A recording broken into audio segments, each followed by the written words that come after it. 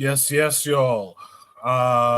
Apologies for being late. I had a little bit of an issue here because I was trying to fix this lagging problem. And in doing so, I guess I turned off my mic and my camera, so StreamYard wouldn't let me access it. Let me see if the sound is coming through or not. Drop a one if you can hear my voice if you're out there. It doesn't seem like anyone's here yet. In the meantime, if I can get a one, I'll know what's going on. In the meantime, hopefully you guys can hear me. Let me see. So, yeah, you guys should be hearing me. Okay, there goes Pro Black Perspective and Trigger Happy dropping a one. So I appreciate you guys letting me know. I apologize for the tardiness again, but couldn't be avoided. Before I tell you what's coming up in the show tonight, let me thank those of you who come through regularly, whether in the chat or on the panel. It shows that you guys have an interest in the discussions.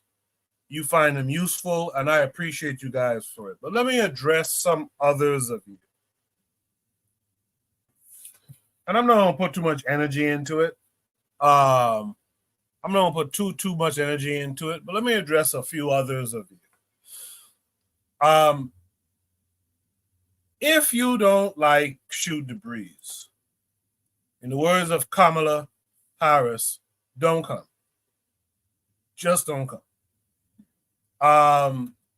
If you don't like order and rules and what have you, just don't come around the show, don't come around me, none of it. Notice that we had that issue with Icon Fire a couple weeks ago, and there's this other brother who can be a little bit problematic. Some of you in the Discord probably know what I'm talking about. But if you don't like it, if you don't feel like it, then don't come around. And I'll leave it at that. What we have in store tonight. Tonight, we're going to continue the conversation from last week, understanding the faith of our people in Argentina. We didn't get to this topic last week. We'll continue it. We're going to look at an example of something and try to answer the question, is it menticide? We're going to try to answer the question, what about the illegal aliens from Europe? See, a lot of times, and I like this topic because a lot of times we hear the focus being on Caribbean and African immigrants and stuff, but what about the European ones, right? We're going to talk about Tim Scott gives an enthusiastic endorsement for his overlord Donald Trump. We're going to talk about a billionaire businesswoman named Rhonda Stryker, who decided to grant $100 million to Spelman University. We'll talk about those things tonight. Hopefully we get through all of those things tonight. What we'll do is we'll start the show officially, and on the other side of the intro, I will drop Shoot the Breeze topic number one, as well as introduce the panelists. Again, sorry for being late, but do stay tuned.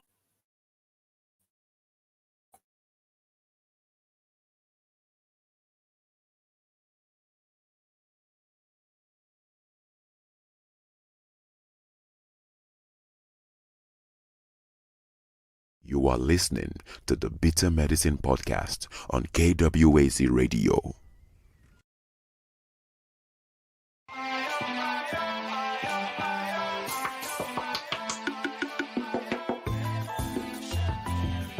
Welcome to the Bitter Medicine Podcast, where it's all about Black empowerment.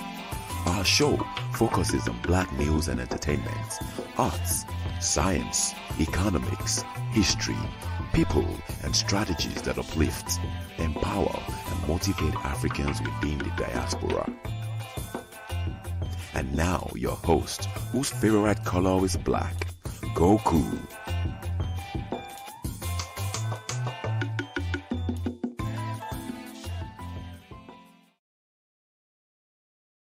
Welcome back to the Bitter Medicine Podcast. I am your host, Koku. Just want to remind you guys before we get the show rolling that this show is part of a podcast network called KWAZ Radio. There are other shows on the network you are invited to tune into. This is D Webb with the Harsh Reality Podcast, asking you to tune in where we tackle the news of the day that affects our community, only on KWAZ Radio. Peace, family. This is Oni, inviting you to listen to the Pro-Black Perspective, where black problems are addressed with black solutions. Greetings, fam. Tune in to The Learning Curve with me, the Revolutionary Matron on KWAZ Radio. You are listening to the Bitter Medicine Podcast on KWAZ Radio. Yes, y'all. I'm happy to be here. I hope you guys are too. Let's not let the negativity as I call it, let's not let that bring us down. Let me welcome in from of my I find them to be esteemed gentlemen. Let me welcome them in. Black Steel is here with us this week. How are you?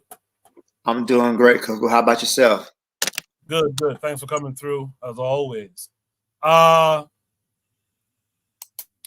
welcome in Oni from the Pro-Black Perspective. How are you, Oni? I'm cool. Peace. You guys hear me? Yeah? No? Okay. Yeah, Wait, can you guys? We hear you. We also hear your mic rumbling, but yeah, we hear you. Okay, my fault. Thanks for coming through it. No, it's all good. Let's welcome in our boy Buana. Buana, how are you this week? I'm good. Happy to be back. Happy to hear from all the brothers. Only you sound like you're in the bathroom. I don't know what's going on with you. Black Steel, I'm happy you're back, brother. All right. Happy that all of you guys are here with me tonight. I really do appreciate you guys. Let's get right to it, man. Let me drop Shooter Breeze topic number 1 tonight. Shooter Breeze topic number 1 tonight says, understanding the faith of our people in Argentina. Will this be the same faith of Black America? That is the aggressive, covert assimilation and the erasure of Black people. That's a mouthful of words.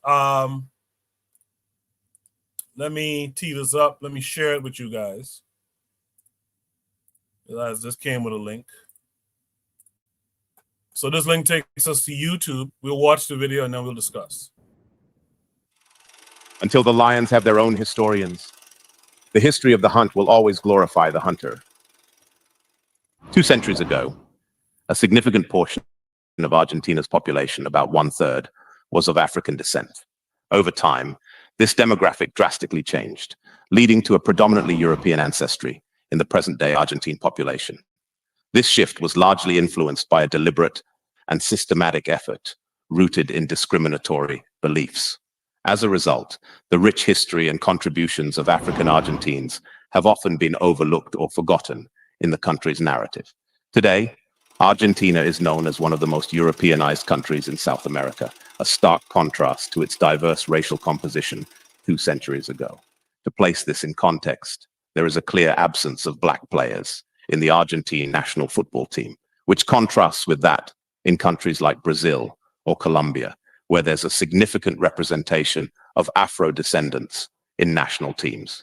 The tango, an iconic and globally recognized dance, is a profound and enduring legacy of African Argentines, deeply ingrained in the cultural identity of Argentina. The African influence in tango is evident in its rhythmic complexity, its emphasis on body isolation, and the intricate, syncopated footwork. These elements reflect the African tradition of dance as a form of storytelling and emotional expression. Over time, tango evolved to incorporate elements of European music and dance, becoming more ballroom ready. However, its core is deeply rooted in the African Argentine experience. From the 16th to the 19th century, nearly 200,000 Africans were forcibly brought to Argentina and enslaved. Much like the situation in neighboring Brazil, many of these individuals originated from the ancient kingdom of Congo, a Portuguese colony. The horrific practice of enslaving Black people played a significant role in the early economic development of Argentina, particularly in its capital, Buenos Aires, which was then Spanish colony. Enslaved Africans were often subjected to grueling labor on the lands owned by Christian priests, where they worked in sugarcane fields and on ranches under extremely harsh conditions. In addition to the physical toll, the enslaved Africans faced a cultural and spiritual erasure. They were frequently forced to interbreed as part of a deliberate effort to increase the enslaved population and thus reduce dependency on imports from Africa. This process was part of a broader attempt to suppress their African heritage. As with the treatment of enslaved people in other parts of the Americas, they were stripped of their languages, names, spiritual practices, and cultural identities. In 1810, Argentina declared its independence from Spain. At that time, official records indicated that nearly 30% of the country's population was of African descent. This community, largely impoverished, disproportionately suffered during outbreaks of cholera and yellow fever, which ravaged the population. Moreover, the Argentine authorities, showing little regard for their lives, frequently sent black soldiers to the most dangerous front lines in wars. This led to a high casualty rate among them. For instance, in the Battle of Saipe in 1815, out of 320 Argentine casualties, including deaths, captures, and injuries, about 1,000 were African. These high mortality rates from disease and war significantly contributed to the decline of the black population in Argentina. Travel accounts from English visitors like Gillespie and Hay in the early 19th century suggest that Europeans were actually a minority at the time, with a majority population of mixed-race individuals, blacks, and Amerindians. Furthermore, the substantial demographic and political presence of the black community in Argentina led to a deliberate effort to diminish their influence. During the political conflict between Federalists and Unitarians, a decision was made to reshape Argentina into a predominantly white country. This decision marked a significant turning point in the nation's demographic history, influencing the racial composition that we see in Argentina today. The political landscape of Argentina in the 19th century was significantly influenced by the contrasting ideologies of the Federalists and the Unitarians. The Federalists believed in distributing power across different regions of the country and garnered substantial support from the black community. In contrast, the Unitarians, who were primarily based in Buenos Aires and comprised mainly of the white elite, sought to centralize power and were openly hostile towards the black population, preferring to distance themselves entirely. Juan Manuel Rosas, a Federalist leader and president of Argentina, granted limited rights and assistance to the African community, primarily to secure their political support. However, these concessions fell short of providing full equality, serving more as a means to retain their votes rather than genuinely improving their social standing, drawing parallels to some modern political strategies. When the Unitarians came to power in 1852, after Rosas's 22-year rule, they brought a shift in the country's racial policies. Influential figures like Sarmiento, Alberti, and Ingenieros subscribed to and furthered contemporary racist theories, which were widespread in the white-dominated global context of that era. They perceived black individuals as subhuman, barbaric, and inferior, while idealizing white people as civilized, superior, and virtuous. This dangerous ideology advocated for the systematic reduction of the black population in Argentina in favor of a predominantly white society, reflecting deeply ingrained racial prejudices of the time.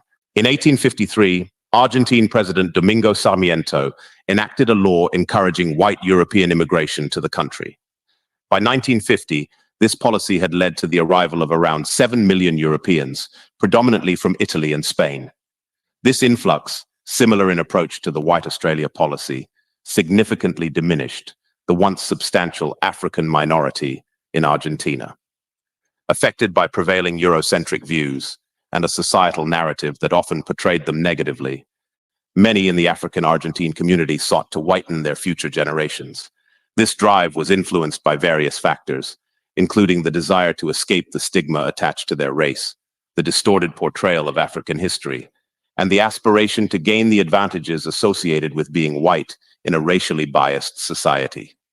The decline in the number of black men, largely due to wartime casualties, also led many black women who were predominantly male. The reduction of the African Argentine population was so effective that by the 1895 census, there were comments anticipating the emergence of a beautiful new white race in Argentina. This change was not only due to interracial marriages, but also to a lack of collective awareness and action within the African Argentine community. Many did not fully grasp the extent of the challenges they faced or form a strong, unified front to protect their interests and ensure their survival. Instead, there was a tendency to focus on immediate pleasures like dancing and entertainment, while their cultural identity gradually diminished. Ultimately, this combination of external pressures and internal dynamics led to the African Argentines being absorbed into the broader population through a process of miscegenation, effectively disappearing as a distinct group. Today, a very small portion of Argentina's population, just 0.5%, identifies as having African ancestry. A significant number of these individuals are recent immigrants or descendants of immigrants from neighboring countries like Brazil and Uruguay. The number of people who can trace their heritage back to the original African population in Argentina is even smaller. As a result of this demographic shift, there's a common perception in Argentina that overlooks the historical presence of Black people and the reality of slavery in the nation's past. This perspective tends to focus on a narrative that emphasizes Argentina's white and European roots, ignoring the significant contributions and existence of the African-descended population. This phenomenon isn't just about the physical decline in the number of people of African descent.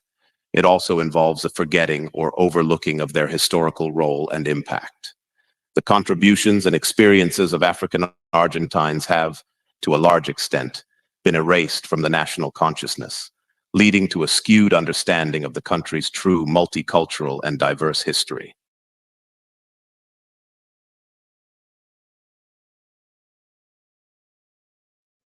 Very interesting. And Oni was correct. See, that's an important thing. Oni said earlier, someone misspelled fate for faith. Last week when we had all of those spirituality prompts, just of the prompt alone, I thought it was another spirituality prompt, and lo and behold, it's not that at all. It's something totally different. So please check those things for me, folks. With that said, Black Steel, what did you make of what you just saw?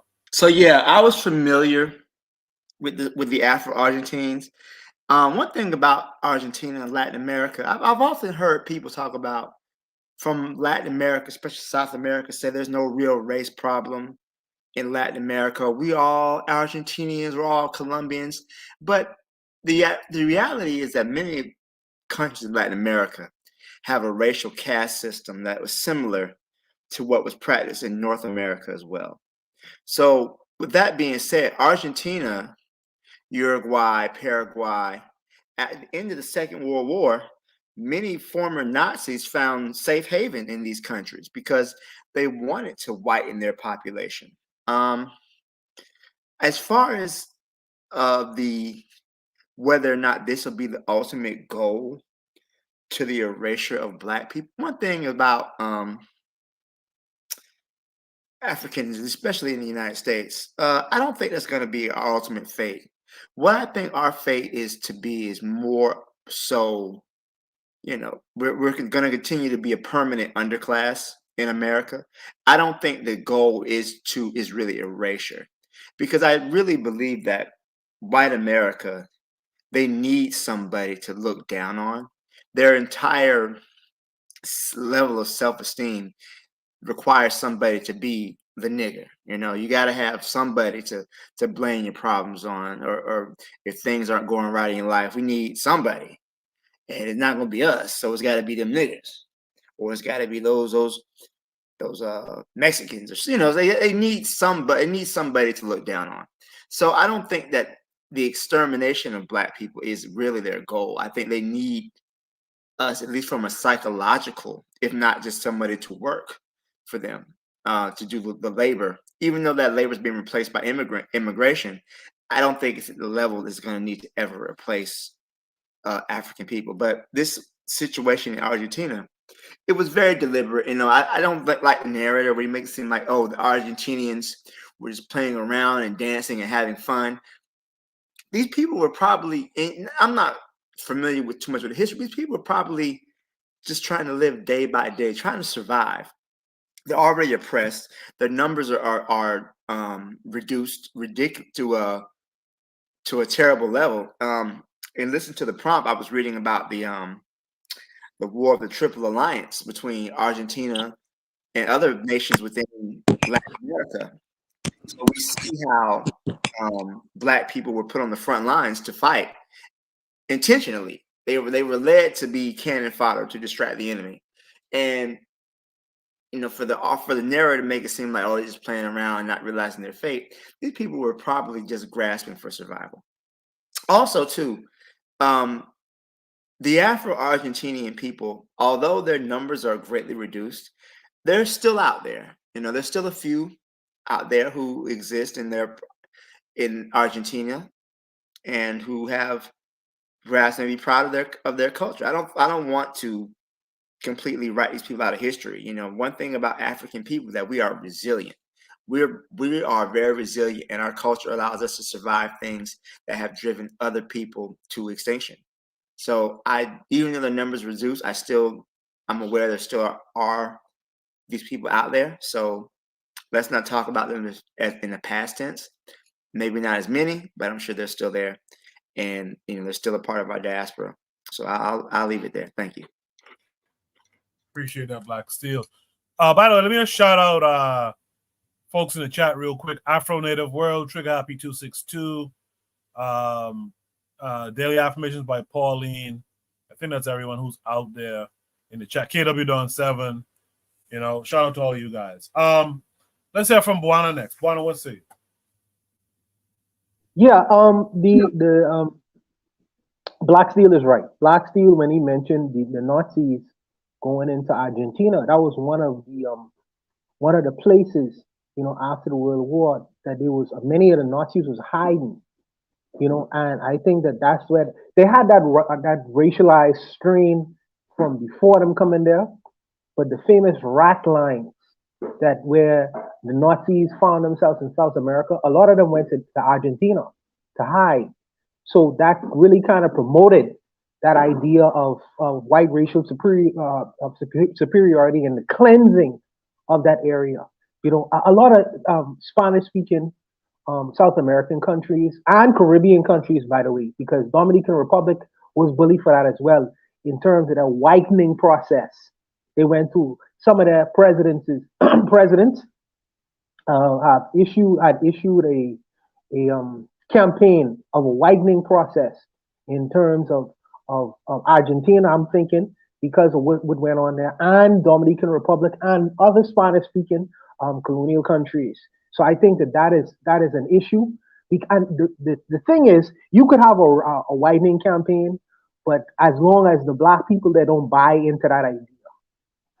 The unfortunate thing is, many of us, whether you want to admit it or not, bought into this idea of white is right, white is better. So let me try to whiten, let me try to tell my children or grandchildren, you need to get a light-skinned man, you need to get a white man. We shouldn't pass along these diseases. Whether these people try to institute it via policy, don't pass on these mental disorders and diseases within our own people. Because we play kowtow to this nonsensical nonsense as well. We want our families to be strong and survive. And I believe that the Black Argentinians, they do have a voice in the world and they will survive. Unfortunately, that situation has been strained. It's been strained because of these policies.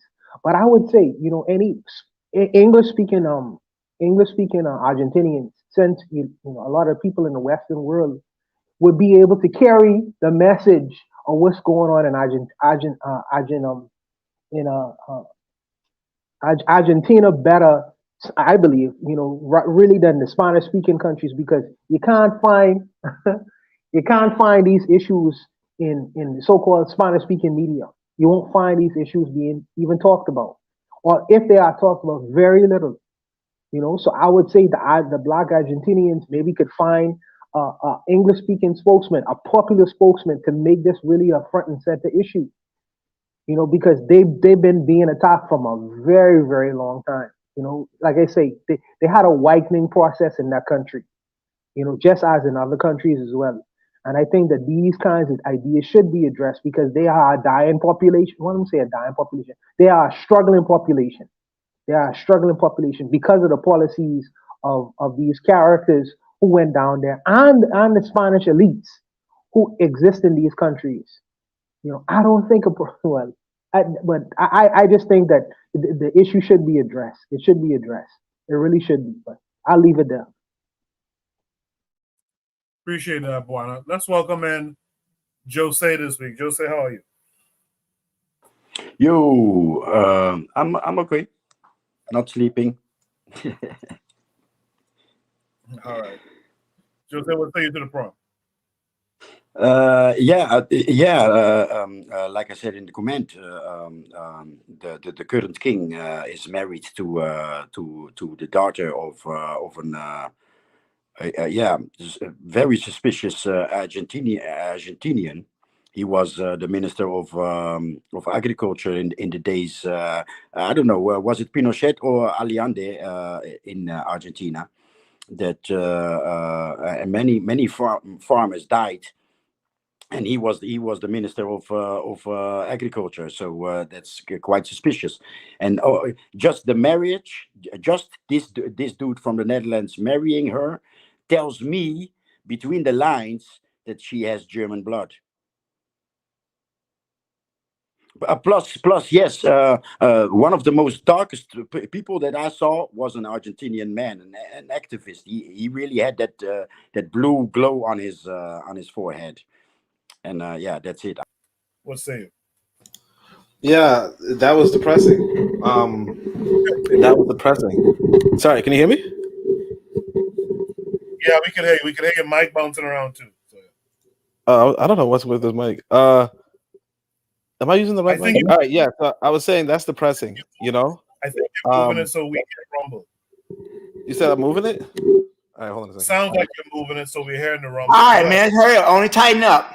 All right. So I'm saying that it's depressing in the sense that they were 30% of the population, and you got to think that, you know, when you think about America, or you think about England, or you think about France, they're not even 15% of the population. You know, I had a question, and somebody said it was a little ignorant, so I don't really know the history, but I had a question about England. You know, England went around the world to, had a bunch of enslaved people, yada yada, and obviously some went back to England, right? Maybe for domestic labor or something. But most blacks in England right now seem to have their lineage in what they call the Windrush, but basically Black Caribbeans, like recent migrants, are like the predominant Black population in England. And so my question was, what happened to the original?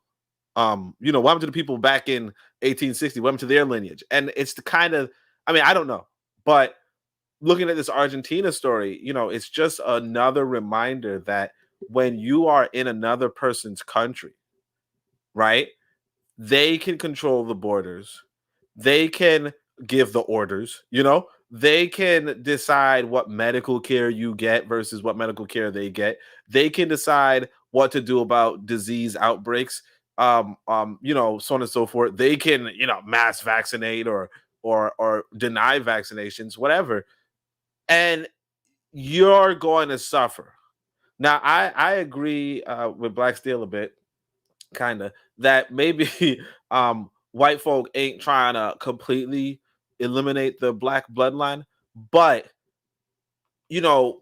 just like what Buana was saying about let's say mate selection. If Black women are going to be hypergamous, or if Black men are going to be hypergamous, right? Let's say they're trying to marry up, whatever. As the capital is more concentrated in white people, and as Black people, of intelligence, or Black people of means, have to move away from Black spaces, sometimes even for survival, like let's say if you're in a drug area, whatever, right? White people are gradually becoming the choice for them. And as white people become the choice for them, like things are gonna go the other way. You know, things are gonna go the other way. And we're seeing that. We see that with regard to we see that regard to these you know, regard to what happened in Argentina, and it's just going to get worse for black people. And I see it. I see the writing on the wall. You know, we're going to face a time, because I think there's this somebody was like, hey, you know, I think it was Rockefeller or some shit. Somebody has this library, and they were like, you know, the person who made the library, who designed the library, was a black woman passing as white. And it's like kind of like what Trigger was saying in the chat. There ain't no such thing as a black person passing as white. You know what I'm saying? like at some point, you're just a white person that you're just a white person. You know what I'm saying? You're just a white person. At some point, you're just a white person. And you know, you look at the lady, she looked like a white woman. Her father, who was allegedly black, looked like a white man. That on some level, you're like I could see it, you know. At some level, you're gonna be in these Western countries. You're gonna be in, you know, Europe. You're gonna be in, you know, I don't know, China, whatever. You're gonna be in America, and not that China's Western, but you know, you're just gonna be in some country, and somebody's gonna say, "Shh, I'm black," you know, and it's like, what, you know, and it's a damn Ken doll or some shit. You know what I mean? Like we gotta wake up to the reality. That's why, for me personally, going to Africa. You know, like that's where, and I'm going to try to spread my seed in Africa. That's one of my goals. That's it. I want to answer. I want to answer one of Oni's questions, because Oni asked an important question. Oni said, "Where are the black people who was there before Windrush in the UK?" And I could answer that question. There is a place in the UK called Liverpool, England. Liverpool was really one of the central docking points for when the slaves came to the UK. They came through Liverpool. So what happens if you look at the Liverpool population, you would see a lot of white people who you would consider to be white people with big asses and thick lips. They have integrated so much where you wouldn't be able to tell, like you say, you know, you wouldn't be able to tell that fundamentally that person may have a great granddad who actually is an African person, because but they have big lips, they have big lips and big asses. Where did that come from? Where did that come from? Stop exciting Black Steel. Okay, another thing too is with what you say genetically. What happens is the white girl would have a relationship with a so-called white man, and then out comes a black or brown baby. Where did that come from? Genes and DNA is a very interesting thing, you know, because genes sometimes go back. They go back. So you don't. You say it. Well, this woman ain't cheat on me. This woman had a relationship with me. She married me. We've been in a relationship. How did this brown baby? Where did this brown baby come from? It's because they had an ancestor who came from Africa. Yeah, and he just jumps out. And because the woman would have assimilated in the UK, you wouldn't be able to see that by looking at her physical features. But genes and genetics go back. That's the issue. That's the problem. Yeah, that's the problem. So what you said is true. You won't be able to tell physically, but like I said, the genes is going to tell the truth on everyone at the end of the day. Your genes is going to tell the truth, you know. But that's where they went to, the only. Just look at the population of Liverpool. They even have a different accent than the regular English person. And the English have understood that they have a different accent because these people are not authentically English. Many of these people, Liverpool was really a slave stopping port. Yeah, so a bunch of black people populated that area, but because like miscegenation and intermixing and interbreeding or whatever over the centuries, that's what's happened to that population. But I just really wanted to answer that question. That was a very interesting question, but I just wanted to answer that. Appreciate it. So you said Liverpool got the thick snowbuddies. Yo, so many people want to go, man. I think Dr. Umar is in Liverpool right now. No, I'm just kidding. Damn. Only gave a solution I'd like to discuss, see if there's other solutions people have, because, like some of you said, if we're not careful, we will be completely subsumed. We'll be like Liverpool, I guess, right? Besides going to the continent, and of course, I'm not against that at all. In the immediate where we are, what do we do? How do we promote Blackness in terms of fostering relationships and producing more and more Black folks? Anyone can answer. Well, I did want to say something about, kind of related to one of the things that we have to notice, right, is that a lot of these populations, like bloodline, is going to assimilate, right? There's three possibilities. You're either going to assimilate, you're going to be separated, be segregated, or you're going to be dominated, or they're going to dominate. Your people are going to dominate, right? The only thing that really stopped us from, in America, from stopped us from being like absorbed, was the fact that white folk just didn't like us. Well, not that they didn't like us, because they still, bred us. But it's the fact that there was this segregation that we had. But realistically, assimilation is what's going to happen to nearly every bloodline on the planet. They assimilate with the majority, and it's only a matter of, are you where you are the majority? Because so that's why I said, you go to Africa, because like I said, if I had a kid in Nigeria, 5 generations down, my kid's Nigerian. You know what I mean? My kid's going to reflect the dominant population in Nigeria. Have a kid in Kenya, 5 generations down, is going to reflect, unless there's some sort of segregation in place, unless there's some sort of systematic exclusion. But in America, that systematic exclusion is gone, right? It's not gone, but it's going, And so, yeah, in America, you could possibly, in fact, even these white folks used to say it all the time. By 2050, this is what the average person gonna look like. And I mean, they do these estimates for the whole planet, but then they also say for America, it's gonna look different. But realistically, it's very possible that a lot of bloodlines of Black folk are going to be white. And I mean, and we already see this in the radicals, like I remember vaguely. Well, I don't know what happened, because again, it was like 20 years ago or 10 years ago. But I remember they showed us Khalid Muhammad's son and who he was dating, or where his mind was at.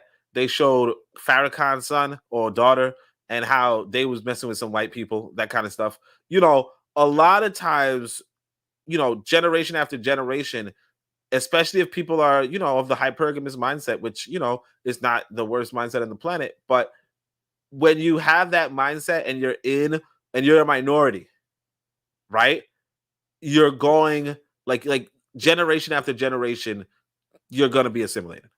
If you're really trying to excel in America or in American spaces, you're going to be assimilated. Now, if you're not trying to excel, if you're just going to be in the lower class and you're doomed to that, maybe you won't. Like, maybe you'll stick to other people in that circumstance, and as long as white folk don't wipe you out, you could keep the bloodline pure. But if you have some sort of ambition, like, you want to be a judge or whatever, and when I say judge, Supreme Court justices, most of them, in fact, all of the Black Supreme Court justices, as far as I remember, well, I guess it was like 3, right? But 2 out of 3 that I know of, they're with white women, and they're with white people.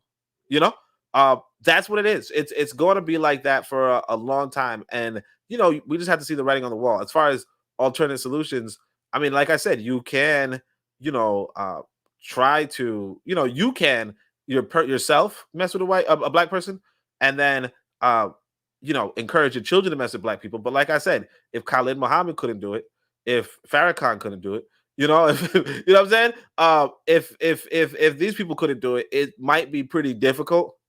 And unfortunately, it's not like the best thing I would say is to just go where you're the majority, or go live somewhere where Black folk are the majority for now. Well stated. Yeah, Does everyone else agree or disagree? Go ahead. No, I agree with that. And to add to that, you see anomalies that occur. You see, look at the NBA. Only was mentioned in the assimilation process, where you see these light skinned kids in the NBA with 42-inch verticals. The reason for that is their dads married white women, and now they inherited talent, but they lost the skin color. So now you see a person like my guy Thompson. Thompson is a guy. His dad is black. What's his name? Clay Thompson. His dad is black, and his mother is white. So he has the talent of his father, but he has the skin tone and skin complexion of his mother. Give it one more generation, one more white woman, and you will see a guy who look like a white boy, but probably with blonde hair, with a 42-inch vertical. Where did that come from?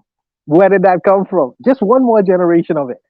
So you see it. Muhammad Ali is another example. Muhammad Ali has a white or very, very light skinned grandson.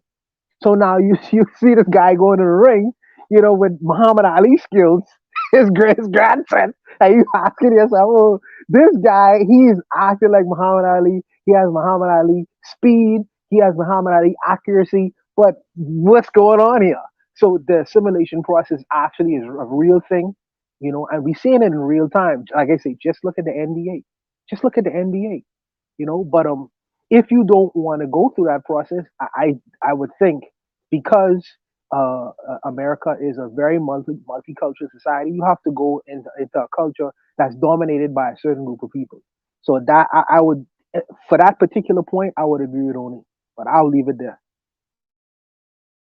Can I say, I think that the danger of black people being wiped out by being bred out, I think it's kind of overstated, because let's be honest, black people have been in the Americas for half a millennia at this point, and we're still here. So the idea that we can be, especially at a time where the European is experiencing declining birth rates, if anybody should be concerned about being bred out of existence, it's them, because black people are having plenty of kids. That is not our issue, reproducing. I think we see a few Negroes on TV, in positions of authority with white spouses, and we think that's the majority, and it's really not. The overwhelming population of black people marry within their race and reproduce within their race. Don't let a few black people speak for us when most of us love and desire to reproduce ourselves with each other. I don't think that's really a danger of us being bred out of existence. I don't think that's really black steel. How is that an overstatement when we are watching something where the black Argentinians was 30% of the population, and through the policy of whitening, now you see there's a scarcity of even black faces in Argentine. Whatever the name of the country is. Argentina. Thank you, Koku. So that possibility exists. A person who's going back to office, he believes in this whole idea of white identity, white supremacy, whatever you want to call it. So he is going to further this. I mean, he could go as far as instituting policies like that. You say, well, that is incredible. That could never happen. Why not? It's been done before. We're watching a clip where it's been done before. And I understand we now currently have a love or a like for each other. But it's not so far-fetched when you consider this. It's happened before in different nations. And our situation we currently reside in. The self-hatred that exists, the fact that we do kill each other in a very regular basis. Also, even the stop of black immigration into the United States. Just that alone. If 45 million, well, cut to 3 million, stop the 3 black million immigrants from coming in. So now you have 45 million. How do we get rid of 45 million people? What do we do? You watch commercial after commercial after commercial where you see a black woman with a white man, a black woman with a white man, a white man with a black woman, consistently over and over and over and over again. Why is that an impossibility, brother? Why is that an impossibility?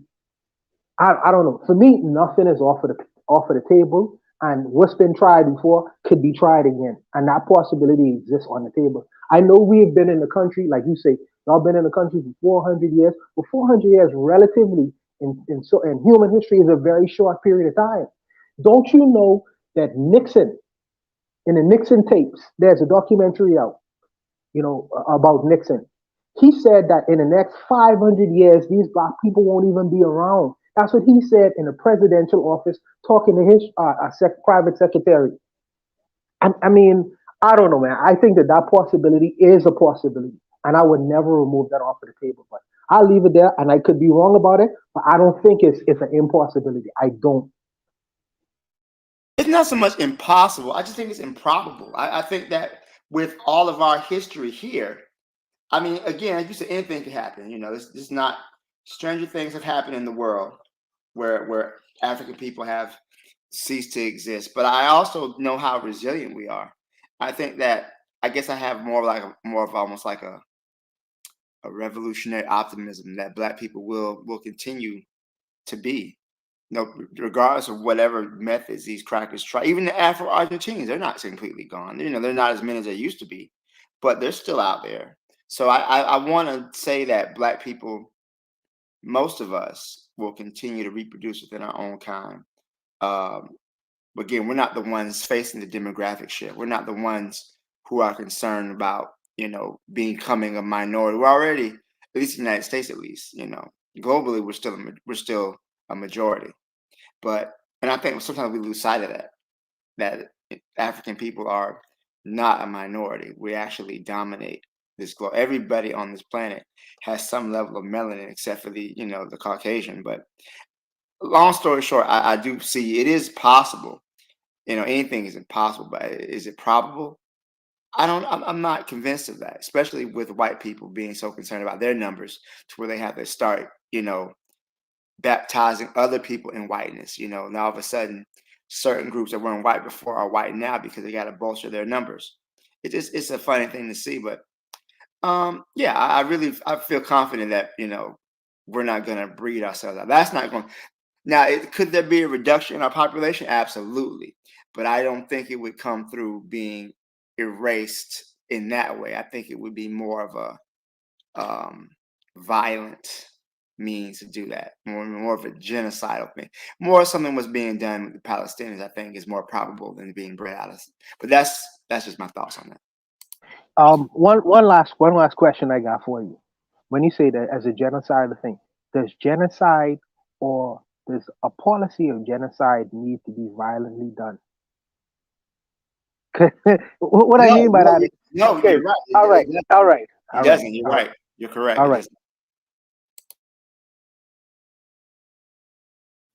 Appreciate that, gentlemen. For a long time I was talking about a Pan-African dating show. Someone did that. I saw something on Instagram the other day. It looked like someone has ran with the idea. So that's something to keep an eye on. Is there any other last thoughts for this prompt? If not, let's go to Shoot the Breeze topic number 2. First, I shout out Lero in the chat who said, family, I ain't tapped in a minute. Peace and love. Thanks for coming through, Lero. Peace and love to you as well.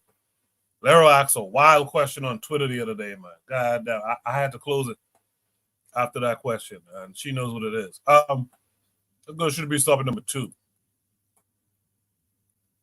Shoot the Breeze topic number 2 says, is this menticide?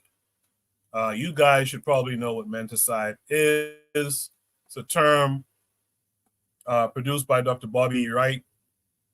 Basically, it's a mentality that black folks are inferior to white folks and only fit basically to be slaves, basically in servitude to white folks. So we'll watch this video. It's just a 2-minute video. I might play it twice. We'll see how detailed it is, and then we'll discuss it. So yeah. If you're a true Christian and you know the prophetic timeline we are in, this is nothing to rejoice about. Especially if you're a South African. This is devastating, to be honest. this is devastating as a true Christian who is aware of the prophetic timeline we're in, who knows the spiritual implication of what happened. Because one thing I know about South Africans, they're spiritually blind, so they don't even care what this means for us as a nation, according to God, like how God sees us as a nation. They don't care. And I'm going to speak in parables, and this is what I'm going to say. And I pray, may the Lord give you understanding. This is what the Holy Spirit said to me. The same way, or let me say, the minister that took the initiative to take Israel to court. The same thing that happened to David in the book of First Chronicles, when the enemy inspired him to run a census throughout Israel. It's the same thing that happened to that minister. That minister received this thought or this idea from whoever they might have received it from. It looked good because, I mean, now we look like the hero. South Africa looks like the hero. Brave nation. Wow, well done. You are standing up for human rights. Beautiful. But it's not good.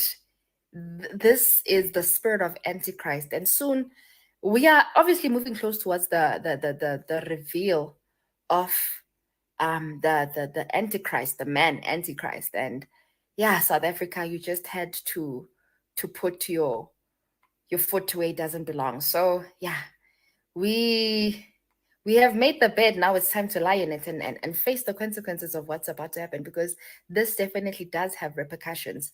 And yeah, this was nothing but a thought and initiative that was inspired by the spirit of Antichrist, and we are about to see the manifestation of it. So yeah, if you don't understand, may the Lord give you understanding. Thank you. Bye. Yeah, I'm not gonna play that again. I can't stand to hear that. You know, me personally,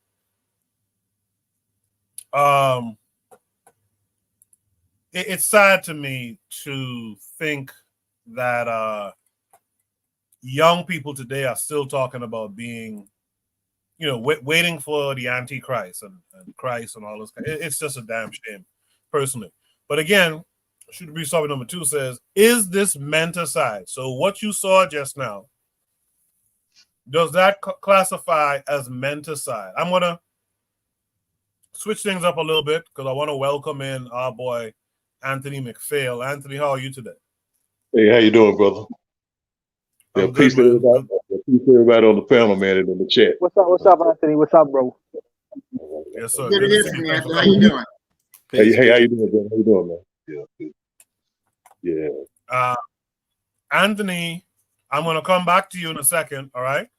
Okay. Because Anthony is going to probably like this one a lot, and there's a reason why.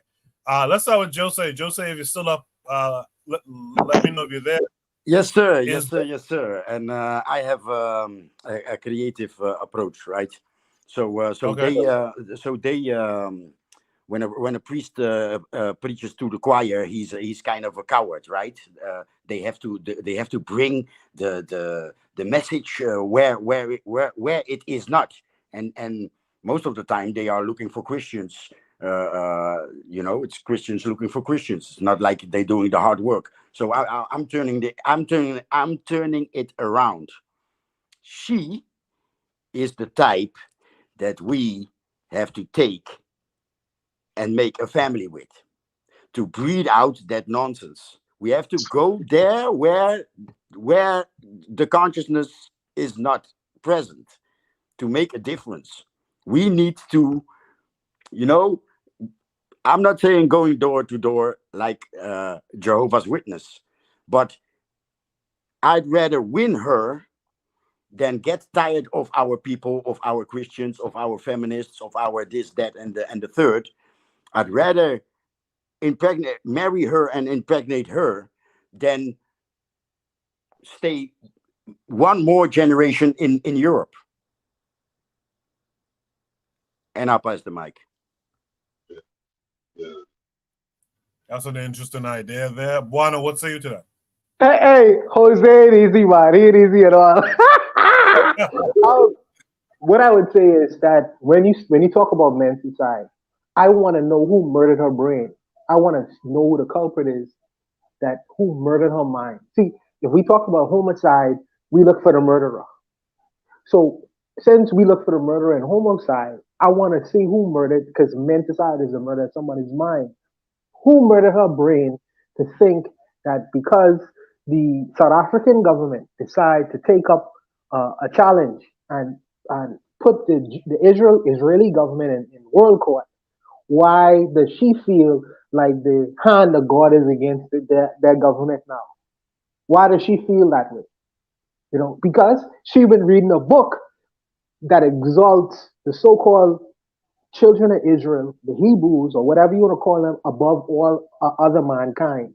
And she doesn't recognize, if you're looking at a Hebrew book of fairy tales, of course they're going to promote their people over everyone else.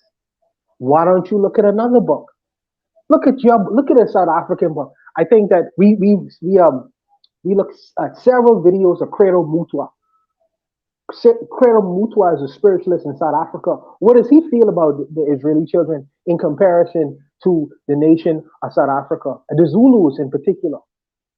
When you're reading books that promote other groups of people, of course you're going to feel like it's an injustice being done when you have a go at them, when you put them in world court. So someone murdered her mind, and I'm asking, who is the murderer? Let's go find him out and put him in court for doing what she's doing. Now, I'm not as extreme because as Jose, because he said, well, man, just impregnate this chick and teach the children better than what she's been taught. I can still have a problem with the woman. So I mean, I can still have her in my life. I can't get rid of her. So I don't know. The thing becomes a very difficult situation because this degree of ignorance is very deep and embedded. Probably she got it from since she was a child. From since she was a child, she's been indoctrinated and conditioned. So there's going to be a difficulty, even if I was to have children with her. And I'm saying that, where you going? You going to church on Sunday? No. We're going to stay here, and it's going to be such a fight in the battle, And I don't know what to do with these kinds of individuals. I really don't. But this is menticide. This is menticide. Her mind has been murdered. Many of our family members and many of the people we know are in this condition, unfortunately. But we do our best every Saturday night to appeal to the minds of anyone who would listen. And that's all I could say about that. But I'll let the other brothers go.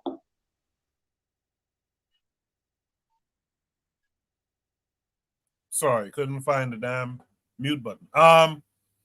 With that said, Oni, what say you? Yo, what the like what? I was just like, I was first. I gotta say, man, this woman's a butterfaith. Like everything looked good, butterfaith, man. Like I don't know. I was like, oh, okay, cute girl, okay. Let me not say that. And then nah, yeah, religion. So the thing people don't realize, because I know this brother on Twitter. Wait, was he on Twitter? I think, yeah. Where he was like, I say something about these people, in Israel. I'm not being anti-Semitic, whatever. There's this term, I think Leonard Jeffries came up with it, or Leonard Jeffries used it. He said, the world got too much anti-Kemetism. Okay? Anti-Kemetism, that's the anti-Egyptian type thing, right? And when you really think about that, those people, like the Israeli belief system, was anti-Kemetic. I had I did a show yesterday, last week, and I came across I think it's Menta Ptah, I think, or Menta Hotep. Menta Ptah, I think. The Stela, or Merne Ptah, I think. But the Stela, that's the first known reference to Israel in ancient Egypt, right? The whole Exodus story is a fucking lie. I don't know if people know that, but it's just fabricated. But the first reference to Myrna to Israel is in the Myrna Hetep, the Myrna Ptah stela, and in that stela, this king, right, this pharaoh, is calling white folk. No, he's named Israel among the 9 bows. Okay, I didn't know about the 9 bows, but I put it down in my Discord and somebody said, "Oh, the 9 bows, the perennial enemies of African people." And it's like, oh wait, hold on a second. Back in Israel, back in Africa, back in ancient Africa, we had 9 bows. we had 9 nations that we were like, and it was rotated lists, but there were 9 nations that were just enemies of the state. That's a policy, and I'm about to put that in my book. That's a policy we underestimate. But what I'm saying is that we had 9 enemies, and the first reference to Israel is that was one of the enemies. This is the ancient tribe. I'm not talking about the people today. Don't get me confused. The ancient tribe of Israel were one of the enemies of ancient Egypt. And the only thing they say is, "Oh, we wiped those motherfuckers out." That's the only thing. That's the first reference to Israel from ancient Egypt. He said, "We wiped those motherfuckers out." Now, when you look at the story, right, you say to yourself, "Who's Ptah?" Right? Who is that? That's Ramses II's son. Okay, Ramses II, right, is who people consider to be the Pharaoh of the Bible. Okay, the Pharaoh of Exodus. Now the thing is this: the man did not die from no river, from no Red Sea collapsing on him. He died at 90 years old. His son died at 80 years old. They died of natural causes. Okay, the whole premise of that book that y'all, people call religion. The whole premise of that book is to probably to tell their children, don't fuck with Egypt. Or basically, Egypt did us dirty, blah, blah, blah, blah. Egypt, basically, Egypt went over there, kicked their asses, came back and bragged about it, and they decided to write a little story. Oh, no, actually, we got out. We was there. We was teaching them, we was building their stuff. They forced us to build stuff, and then the Pharaoh thought I was his son, Like, nah, that shit ain't happening, you motherfucker. You lying. You lying piece of shit. Now, my thing is this. It was all anti-Kemetism, but fast forward 2,000 years, and Egypt is forgotten. And the people who were one of their perennial enemies, one of their non-bows, are the people that this beautiful woman, right? She's beautiful. She got a nice smile. I don't know what body look like, but she got a nice smile. This woman is going to be siding with them, even when they're clearly in the wrong. Even when they're not even related to the original people. Not related to the original people. They just a bunch of Europeans, right? And even when they come in and they clearly killing the other people for no damn reason, right? Even, for some bullshit reason. Y'all remember that day? I don't even remember the day. You know what I'm saying? Like they keep saying the day. I know the day. But even when they're clearly in the wrong, this beautiful black woman in another part of Africa is going to take up for the people for the people pretending to be the people that we're not even supposed to be liking. That's a damn shame. That's all I'm going to say. Well stated, my friend. Only do me a favor. Drop your Discord link in the chat. I want other people to check out your Discord because your Discord is pretty active.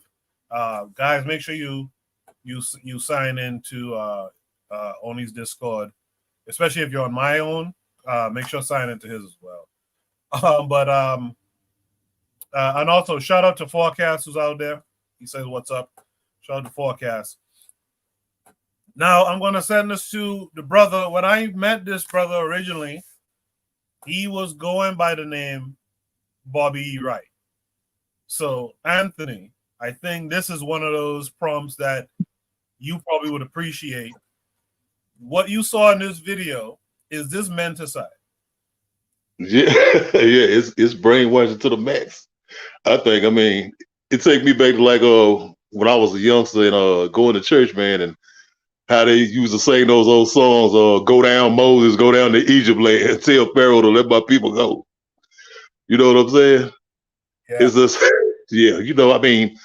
that religious indoctrination, man. It's strong. Remember what Dr. Wright said when y'all was doing the reading? He said, if white folks did all this other stuff to us, why they give us such good religion? You know what I'm saying? Why did they give us such good religion? that old time religion. You know what I'm saying? Yeah, man. It's this brainwashing, man. That's what it is, man. We all know that, man.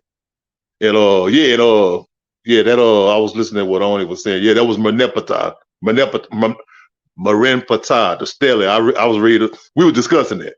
Me and some more brothers was talking about that. The Stele. But yeah, man. Everything, man. Yeah, Marenptah. Yeah, we was talking about it when he was. It was deep too, man. It was deep because it's kind of. I say, you know, these people that laid there and rewrote the whole story, man. You know, they done put themselves in another story. You know what I'm saying? But when you go by that Stella and the way he read it, how he said how, you know, these people were never in our country. They was always over here in this other place. You know what I'm saying? That we destroyed them. I mean, it was deep. It was deep. We had to get together and talk about that one, man. But yeah, man, they got us all mixed up with this Christian brainwashing, and I mean Muslim brainwashing too. But yeah, man, it's menticide, man. It really ain't nothing else to say. It's menticide. We know that. You know that, man. We gotta get you a podcast, man. Yeah, Anthony knows any topic you bring up. This brother can add something to it, man. That's amazing stuff, man. Kudos to you for that, man. Okay, all right, man. I'll pass the mic, man. All right. With all of that said, you know, Trigger Happy 262 says Oni is right. The Old Testament is literally Hebrew nationalism. LOL. Real Black Gentleman is out there in the chat. Shout out to him. He says, "But what had happened was that's how they tell the stories. But what had happened was, and forecast says Noah was 954 when he died. I mean, come on, man. These people are anyway. Tragabi says our people are more related to Kemet than Israel, and I think that's a great little poignant statement. Our people need to get that. They need to put that over the doorway of churches and stuff, man. You more related to Kemet than you are to Israel, man. Let's keep it real, you know. With all of that said, with all that you've heard, let's throw it to Black Steel. Is this menticide, brother? Well, it's definitely a textbook case of menticide. Just to clarify, Dr. Bob E. Wright calls menticide, which is defined as deliberate and the systemic destruction of a group's minds, with the ultimate objective being the extirpation of that group or the extermination of that group. So this young lady here, she's definitely showing a textbook case because she's referencing South Africa charging the nation of Israel with genocide to the International Court of Justice. Now she's saying this is something to rejoice about because based on her religious beliefs, Israel is God's chosen people. You know, Dr. John Henry Clark said only chosen people chose themselves. But what Trigger was saying about the Bible being Hebrew nationalism is very true. So how is it that we have accepted the ideas of the European to where we put them higher than we put ourselves? So they're God's chosen people, which gives them the right to do basically anything.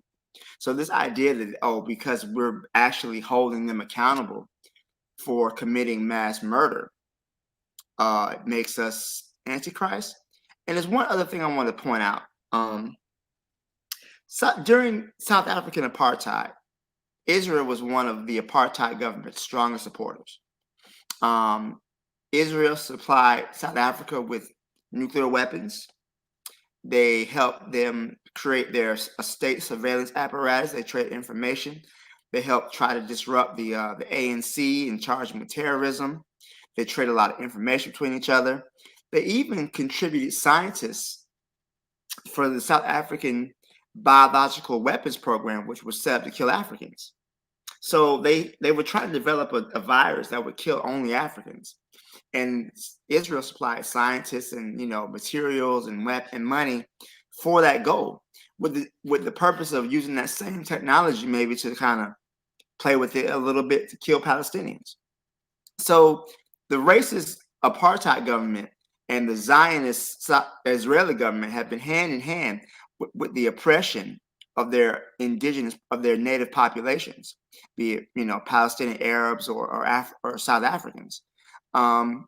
Knowing this, the fact that she would think that Israel has some standing is by its very definition menticide, because here is a nation that was in collusion with your oppressors to exterminate you, but yet in your mind they're God's chosen people. This is a sad case. I don't know if we can, to Jose's point, I don't know if we can fuck this out of her, man. She might be too far gone.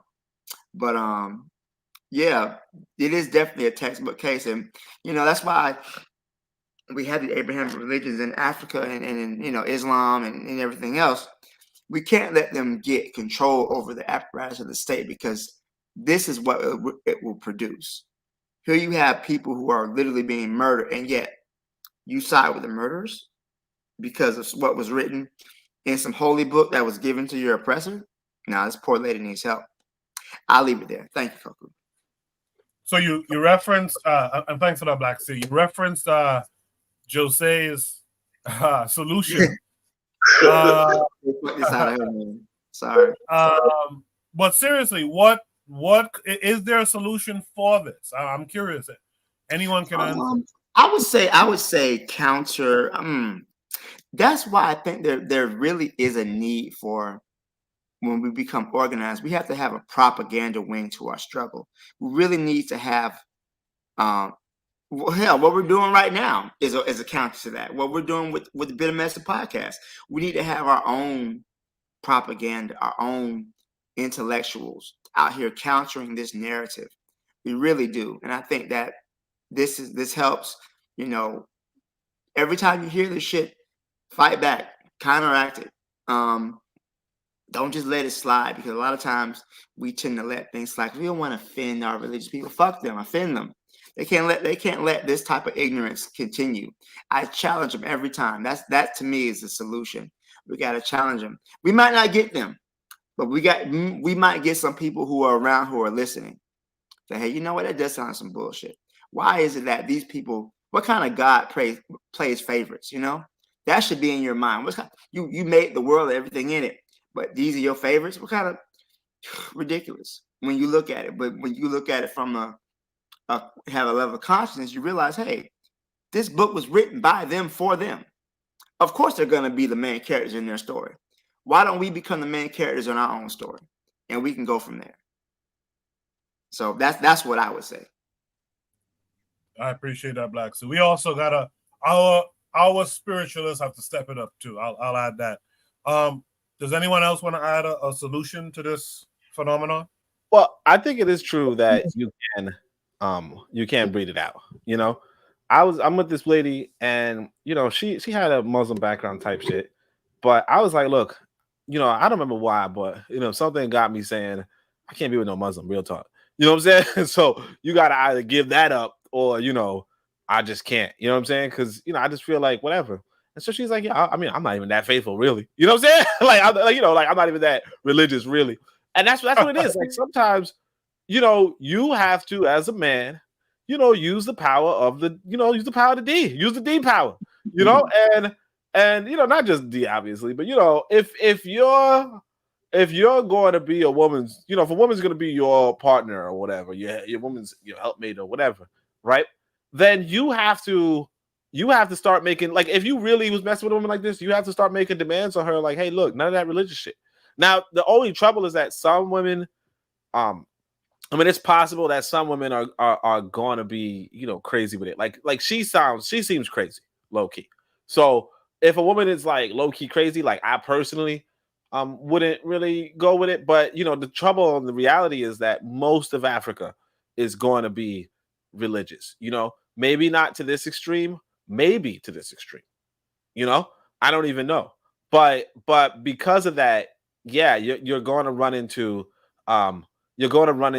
this sort of menticide on that level. But so yeah, you have to pretty much, if you're the man, if you're paying the bills, if you're doing this, that, so on and so forth, you have to make demands. And one of them demands should be, we don't do this shit. Like, this is not something that's going to come to our kids, and this is not something that's going to be in our house. You're not going to pray. We're going to be logical. We're going to be rational. You need to. I'm listening to this conversation, and I'm saying to you, because I know what your interest is. If the sister is a Muslim sister, you need to. I hope that you have a real conversation with her before you engage in anything in regards to marriage or having children. You need to tell that sister, listen, I don't believe in. I'm an atheist almost. I don't believe in these kinds of things. And you need to make these things fundamentally clear to her. Because a woman who prays 5,000 times a day since you was born, I'ma tell you, man, you inviting dramas into your life, especially if you decide to have children with her. So you need to make that fundamentally clear.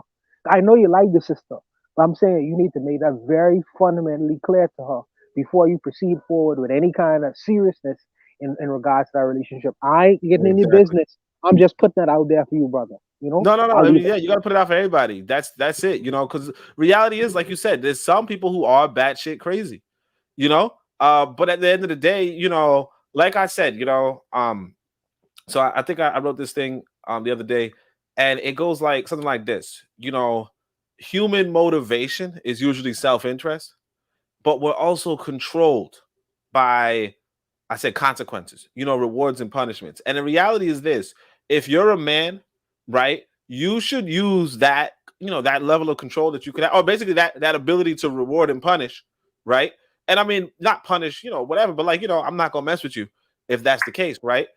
You should use that control to affect your community or at least your family, you know, and basically, and like at this point, yeah, you know, I'm talking to this lady, but obviously, you know, I could say, look, you know what, nah, I'm done, blocked, you know, like you gotta be willing to step away from a woman and let her know that you're willing to do that. You know what I mean? When she understands that there are consequences, you know, when anybody, because that's the thing that we underestimate. If you're not giving people consequences, right? If you're not giving people consequences, of course they're gonna step all over you. If you can't give people consequences, of course they're gonna step all over you. You know, speaking of the Israeli thing, I did a little sidebar. The governor of New York just gave the you know, people like Holocaust survivors or something like $144 million, some shit like that, right? What's that got to do with New York? Nobody knows. But the point is, I'm not even sure if they could give consequences, but maybe they could give consequences. I don't know. I don't think they was asking. But the point is, black folk was asking, hey, New York, could you give me, or hey, California, can you give me, so forth. And California was like, I ain't got no damn money. New York was like, I ain't got no damn money, you know? And it goes back to this brother, I can't remember his name. But he said it's not that the states don't have money, it's that the states don't have money for you. And realistically, it's because you ain't giving nobody no you know, consequences. You make demands, but you don't say or else. You know, if you make a demand and you don't say or else. But my point is, you dated a woman, yeah, you know, like Lero said, you dated a Muslim, yeah, you dated a Muslim, and then you tell her, look, you got to give up on that Islam or else. You know what I mean? You know, and basically, or else we not living together, or else we not, you know, I'm not pursuing you. I'm gonna go to other women. I'm gonna go to other women who can act in the paradigm that I need. You know, and you gotta be able to do that. You know, you gotta be able to, you know, because women, like I said, self-interest. They're looking at you and they're saying, this man could give me a better life, right? Like on a real level, this man could give me a better life, and then you have to, you know, you have to say to them, look, only way I'm giving you this, only way I'm welcoming you in my life, and not these other women who are banging at my door, is if you give up on, because you can't have two men. You can't have Oni and Muhammad. You can't do that. You know, you can only have one man, and that's me. And if that's not enough, then, you know, that's fine. There's plenty of women who want Oni. And that's what I have to say. That's what you gotta do. I know about that last part, but I mean, okay. Only I get gorilla pimping, boy. I love to see it. This guy. Does anyone else have any last thoughts on this part? Oh yeah, shout out to Black Steel and Anthony McFord. They are low key guys, but when they drop jewels, they drop extremely heavy jewels. When Black Steel mentioned the fact that the Israeli government, I didn't know this, by the way, was funding the apartheid regime in South Africa. Why doesn't she know that? Why doesn't she know that as a South African person? You know, so I don't know. She she read the Bible 24 hours a day. Read something else, man. Go read a history book. Go read a history book so you don't sound crazy to the international community who's listening to that nonsense. But I just really wanted to say that them brothers are very low key. But when they contribute by the pounds, man. But I'll just leave it. In the chat, The Forecast Radio says Israel is importing African slaves right now, but they call them migrant workers. Trigger Happy 262 says we have to have a model to replace, and it's culturally congruent too. I agree with that. Forecast says Matron is right. The easiest way to get to our people is through a spooked out way. The quickest way to our people's mind is with religion, or however she puts it. Trigger Happy 262 says, yeah, Israel has to do that, especially their proximity to Africa. Israel also wants to pursue a greater Israel project and annex more than Palestine. Since there's no other last thoughts, let's go to Shoot the Breeze topic number 3 tonight. We're making good time tonight. I want to thank everyone who's participated on the panel, everyone who's in the chat, giving us commentary and whatnot. Thank you all for being here. Shoot the Breeze topic number 3 says, what about the illegal aliens from Europe? What about the illegal aliens from Europe? This is taking us to YouTube. You'll watch the video and then we'll discuss it. There are close to 2 million illegal white immigrants in South Africa. They come from 3 countries: Italy, Portugal, and England. A sister from South Africa posted a video talking about illegal immigrants from Europe that are in South Africa, straining South African resources. And I thought it was an eye-opening information because even looking at the comment section, you can tell that not a lot of people knew about this. Like she says, there are about 2 million illegal immigrants from Europe living in South Africa, not paying taxes, taking away jobs that could have gone to the local people, and they are getting away with it. Watch this clip, we'll come back and discuss. There are close to 2 million illegal white immigrants in South Africa. They come from 3 countries: Italy, Portugal, and England. I had the honor, the last time I was in SA, which was last month, of meeting some of those illegal white aliens. Okay? This is how they live and move and work in South Africa. 1, they are white, so their skin color protects them very, very much. 2, they are employed by white South Africans in their big companies. Not a single one of them was earning less than 100,000 rand. In fact, they were earning in US dollars, because one was telling me she just lost 50,000 US dollars. When they drive, they use their European passport, their European driver's licenses, and cops take that European driver's license without a whimper. When they travel, they use their European passports.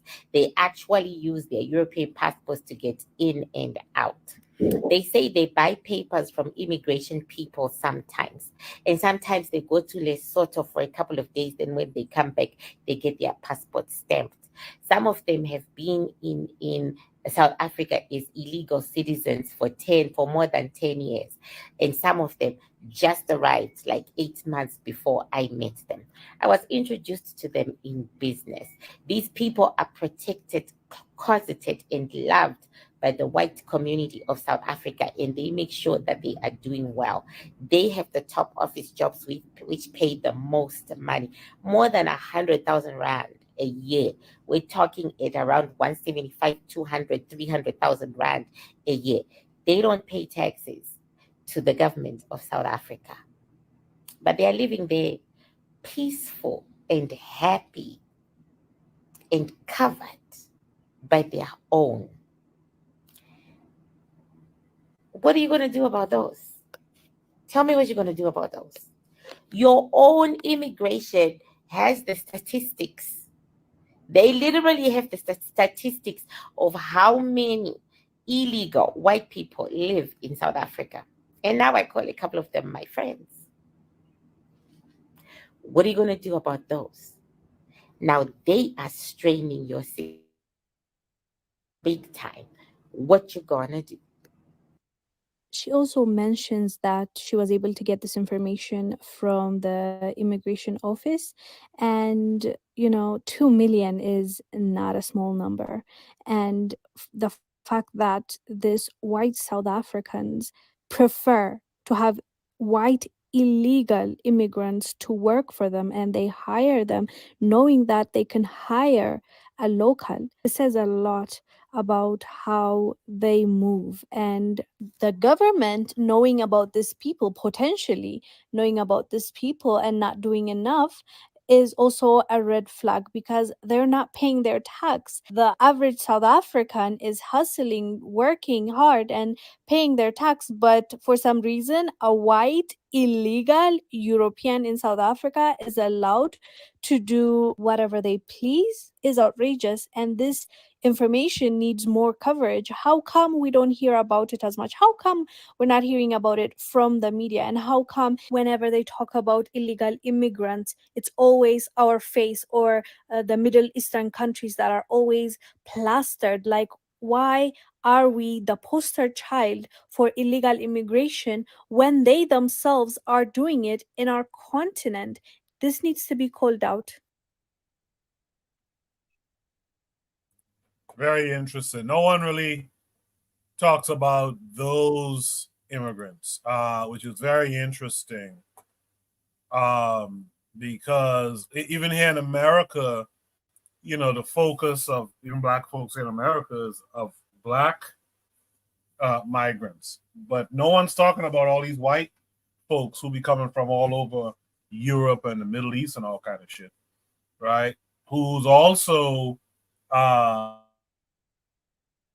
right, of the areas where you live. No one talks about that, but the focus is on Black folks being immigrants, right? Let me start with Anthony this time. Anthony, what say you to what you just saw? What about the illegal aliens from Europe? I think this is what I think. This is a position I take on it. I say that this is apartheid. This was apartheid losing the battle but winning the war. You follow me? This was apartheid losing the battle and winning the war. Okay, now I'll break it down what I mean by that. Okay. Before apartheid failed, before the 1990, before apartheid failed, okay, one of the main things that the apartheid system did to our people in South Africa was give them that bullshit educational system. That Bantu education. Because they knew, they were smart. They knew that one day this is gonna work in our favor.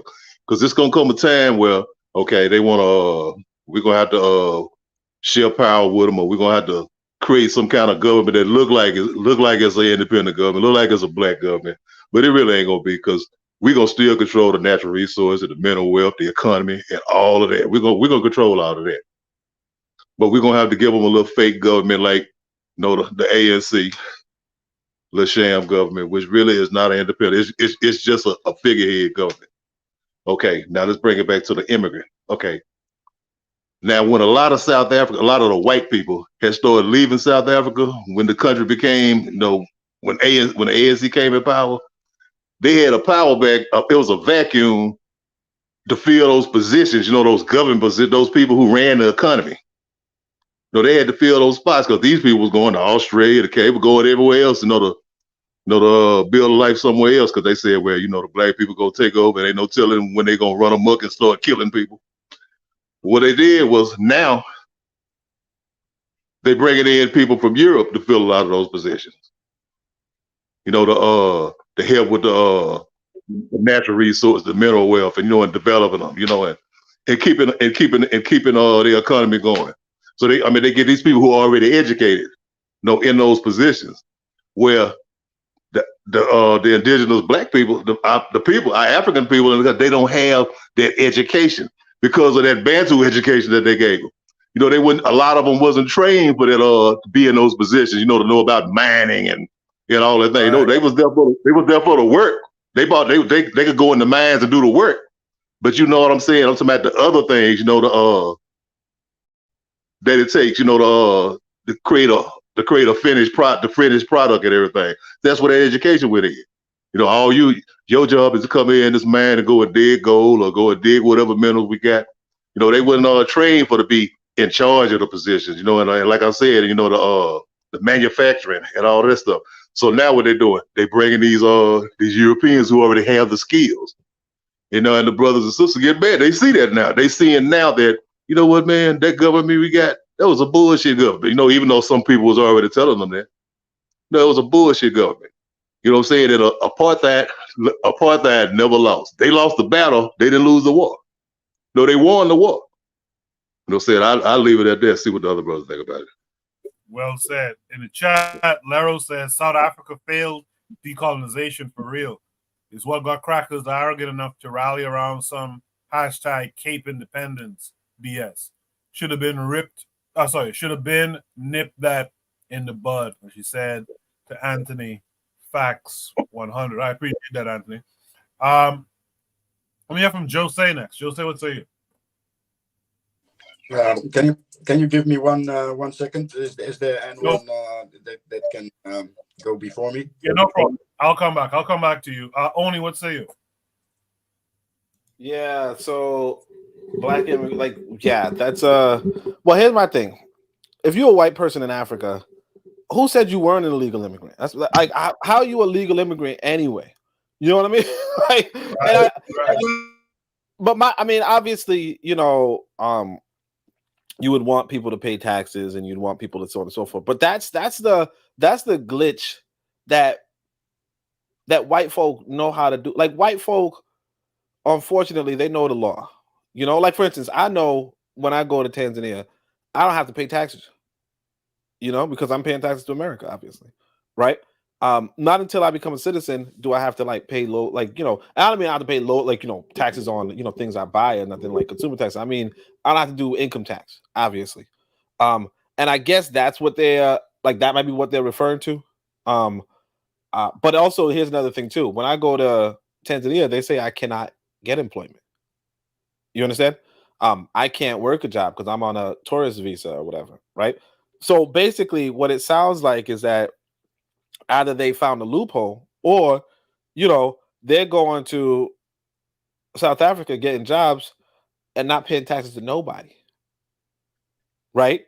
But again, you know, it goes back to what I said about consequences. You know, if you're not the one doing the consequences, that's your problem. You know, that's your problem. You have to, you know, this is what I tell our people, like, we have to be in the position of consequence. This is why, again, I tell people, look, I tell people, and I'm trying to live it too. You know, I used to just say, go to Africa. I'm trying to live it. You go to Africa, and you start being influential in the positions of power, the positions of consequence. That's it. And I mean, I'm not saying it's easy to become influential or nothing, but what I'm saying on the flip side is, don't be where these white boys at. Because the reality is this: if the white boy is the one who's supposed to prosecute, you know, that's your ass. If the white boy is the one supposed to be enforcing the law, and it's the white boy breaking the law, chances are the white boy is not going to get the same kind of punishment. I tell people, you got to remember, because I remember when Malcolm X's grandson, was it grandson? I think it's grandson, yeah. Malcolm's grandson was, you know, talking and, you know, saying all the stuff that's happening to him. He's like, look, man, I got arrested for jaywalking. Okay? Malcolm X's grandson got arrested for jaywalking. So basically, these white boys know how to, like the law has a purpose everywhere on the planet, and part of it is to keep the underclass and the overclass. So when they telling these white boys in Italy and England, hey man, I'll hook you up some good money, right? They're not gonna prosecute these same white boys they said they're gonna hook up. Black people have to get into position to say, oh no, the way things is gonna work now is. You understand? But as long as black people don't get in that position, tough titty. That's it. Appreciate that. Should be something number 3 says, what about the illegal aliens from Europe? Buana, what say you? I say, first of all, let me say this. Oni is in a position to be a shot caller in Tanzania. And the reason why I said it is, by world standards, if you are making $30,000 USD, you are upper middle class, upper class by world standards. Oni's probably, I don't know if he's making $30,000 a year, but I'm saying he probably is. I'm saying that he's probably making more than the president of Tanzania. So he has the ability to be a shot caller as a That's so-called cap. okay, but he has the ability to be a shot caller in Tanzania because on paper, look it up, he's probably making more money than the on paper, formally, than the president of Tanzania. Now, under the table, that's another matter. So he has the ability to be a short caller. I understand where he's coming from in terms of trying to go to Africa and be a short caller there. But as far as illegal aliens, if I am from buttfuck Mississippi, or if I'm from the ghettos of Europe, whether it's in the UK or France, and I have been given an opportunity to go to African country and be treated as if I was a god, why wouldn't I take that opportunity? Why wouldn't I take the African people will treat me as if I was a god without education, without really a fundamental background and training in anything. There was a tourist who went to an African country and she was performing surgery on African children with no medical degree. You could don't believe me, look it up for yourself. No medical degree. You know, how was she able to do this? Because her skin color gave her the privilege and preference to do so. So if the leaders inside these countries don't want to go through the process of decolonization and training the minds of the African people away from believing that the white man is God on earth, why wouldn't I want to go to African country and be treated like a god without impunity? I could sleep with the population. I could do as I wish. Why wouldn't I want to go there? If the leaders don't want to put in place programs that steers people away from these things. That's an unfortunate reality, but of course they're going to jump on that. Of course they're going to jump on that. You know, they used to say in our country, in my country, a white man could come here with an empty suitcase with nothing. And by the time he leaves with a suitcase full of money. Because people will just look at the fact that he's a white guy, nice blonde hair with a nice suit and tie on, and give him advantages they wouldn't give the local population, even though I might have more education and training than this person. This is a reality that we have to face and have to really try to battle and fight with on a daily basis. It's unfortunate. When I'm in this country, my name is Buana. You know, this local guy, you know, go, you know, lift this with me, you know. But if I'm away, you know, I'm Mr. So-and-so, Mr. Buana, Mr. this, Mr. that. It's an unfortunate thing. But these people have seized on this reality and they take advantage of it. Take advantage of that reality. So I am not mad when the Europeans decide to take advantage of something that Africans could stop any day if they wish and choose to by properly educating their people. But because a few people benefit off of these ideas, they allow their people to languish in this sort of ignorance that persists in the world today. They shouldn't have to languish in. The white man is not God. The white man is very incapable at certain things, very incapable and incompetent. You'll be surprised. And the black man wouldn't struggle and experience 100 million things. You forsake him to just accept whatever this white guy is saying. It's just a nonsensical fantasy. And it's being pulled apart every day. But for our people who choose to ignore these things, they will be continuously taken advantage of. What the white president saying in America, we want immigration from Europe, not any of them shithole countries. But he understands full well, and he does understand this. The people who are doctors and staff, many of the hospitals in America, look where they come from. They come from the shithole countries. They come from India. They come from Africa. They come from these places because they had the wherewithal to engage in the practice, the education, and they did what it takes to reach these certain things and positions. But he don't want to put that out there. Don't put that out there. Or he doesn't know any better. Or he doesn't know any better. But illegal immigration is a reality in this country. We say that illegal immigration is a problem coming from the South, from Haiti, Jamaica, Cuba, and all them other countries. But we neglect to say that illegal immigration is a problem coming from Canada, coming from America. Don't you know there are people coming to this country every year and they engage in professional practice. My woman was working with a lady from America and she had no teaching certificate at all. And she worked for about a year until they found out her and her husband had no teaching certificate. But she was educating Bahamian children. How is that possible?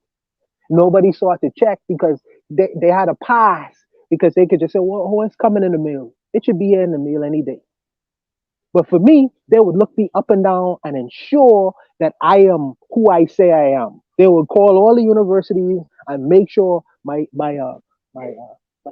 I is tipped and the T is across for a person like myself. It's just a reality exists in the world, and it's an unfortunate reality. It's an unfortunate thing, but I say kudos to them if they choose to take advantage of what's going on in the world, and the black men have decided not to put a stop to it. Because the onus is on us ultimately. But I'll leave it there. I agree with you, Debwana. It kind of clumps in with what I talked about last week of growing up home and seeing Mormons. Like, who the fuck let y'all in here? And that's on us. That's on someone who looks like me and you, who sounds like me and you. That's on us. Trigger Happy 262 said something I like here. In the chat, he said, this is why business deals and sex tourism is so big, because it's an easy advantage when there's no defense system by the leaders in the minds of the masses. Who's the people letting these folks come in? That story you told just now about the teacher. I remember a similar story like that going on back in the 90s. White face, smile, grin, they slick back their hair. That was a joke we used to have back in the day. They come and slick back their hair, wear a little suit, and they could get anything. They could get the spoils. They can get anything they want, and it's a shame. And you're right. It's on us. It's on us. And if we ain't putting up the defense system, that's on us. Thanks, Bonner, for that. Let me go to Jose again. Let me see if Jose is done eating. Yes. No, I'm not even halfway the pack of cookies, but I'm conscious of the sounds now.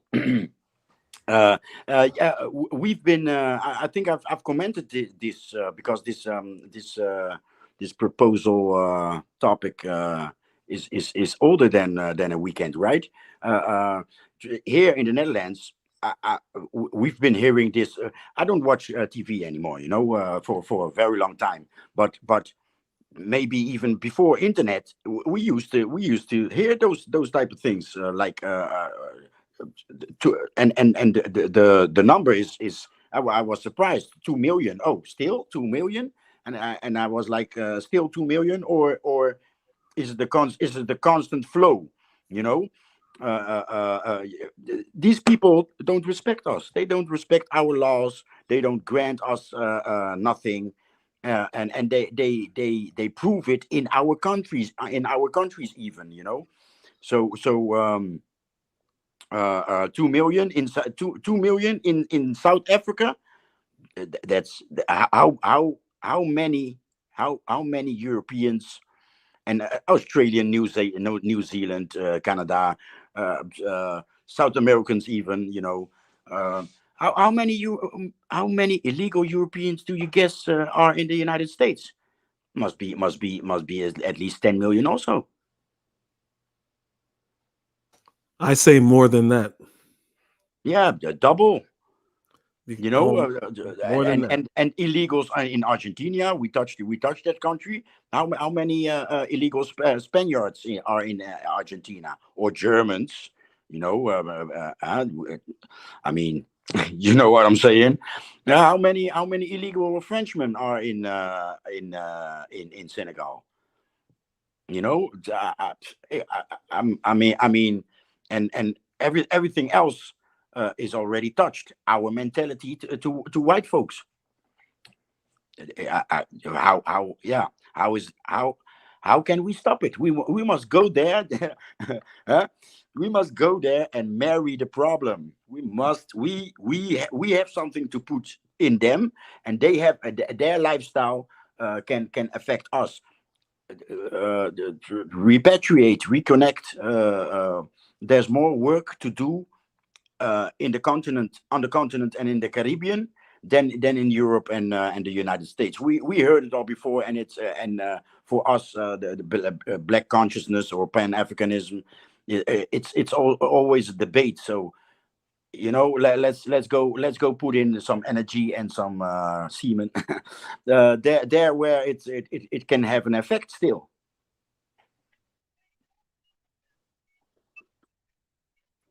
I was okay. yeah. Maybe I digressed at the end, but I pass the mic. All right, thank you, Jose. Thanks for that.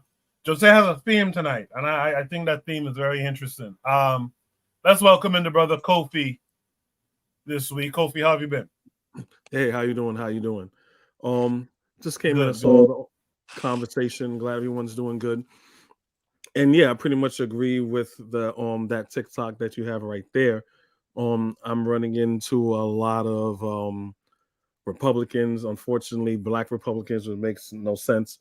Pretty much piggybacking on what Donald Trump is saying, but the thing with this whole immigration problem, not saying it's not a problem, but we have to know where the problem stems from. But the problem always in this country is immigration from black and brown people. Canada is there. They have no problem with Canada. They never had an issue with Canada since the formation of the United States. Back in the days, yes, they used to have problems with Canada, but now they don't. Now they found common ground with whiteness, so they're fine. But like I said, there's Europeans that are here, and Jose said the same thing, that are probably here, illegally or overstayed their visas. I saw an article. I don't know how relevant it is, but like 2-3 years ago, they said there's more. When Donald Trump was in office, there were more Canadians that overstayed their visas, and they were going after the Haitians. Right? They're always immigration. When in the United States, when they talk about an immigration problem, they are only talking about black and brown people. See what they did when during the Trump administration, when you had Haitians coming in through the southern border, and they were whipping them on horseback like they're slaves, like they're overseers. Yes, no one think that's a problem, because it's meant for that. Because immigration reform means how to keep all the black and brown people out and keep all the white people in. So I really have not too much to add right there, but pretty much that's what the sentiment is. No, thanks for adding that. I do appreciate you coming through. So thanks for that. In the chat, you had some folks who were echoing your sentiments. Laura says it's hella illegal Canadians in the U.S., and they will tell you they are illegal. Trigger 262 Plus says, I'm sure if there were no black people or incoming brown immigrants to America, white folks would build some sort of settler passport like the EU for the whites. He was speaking to Laro, but I think we could all get something from that comment. He said most of what America doesn't want to do is because black people exist. Afro-Native World says, what's up with them Ukrainians? Exactly. With that said, let's hear from Black Steel. So, I'm sorry, the brother before me, Kofi, is it? Kofi? Yeah. So yes, that's me. He really touched on a very important point.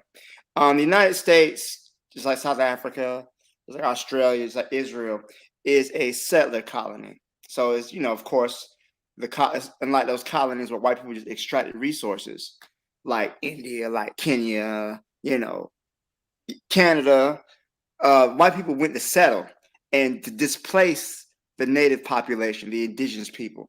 So their desire is to reproduce and to build up their numbers so that way they can have a permanent presence in that nation. So that's why there's barbed wire and armed guards at the Mexican border, and you can easily drive over the. In fact, I've been over to the Canadian side of the border on a day trip. Just go over, see the sights, and come on back home. But Mexico, they have barbed wire, and women and children are drowning in the Rio Grande, and other states in the nation are sending armed troops to protect the border from the invasion of the illegal immigrants, the whatever bullshit they're coming up with. So we shouldn't be surprised that white people, Europeans, are illegal immigrants in South Africa and not facing any punishment.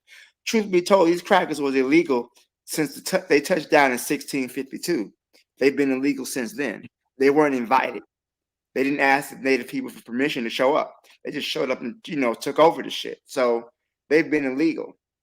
But we can't be surprised when these nations' laws are built to reinforce their whiteness and to allow white Europeans to come in with no issue. For I think it was for almost 100 years in Australia, they had what they call the White Australia policy, where they only accepted immigrants coming in from European nations.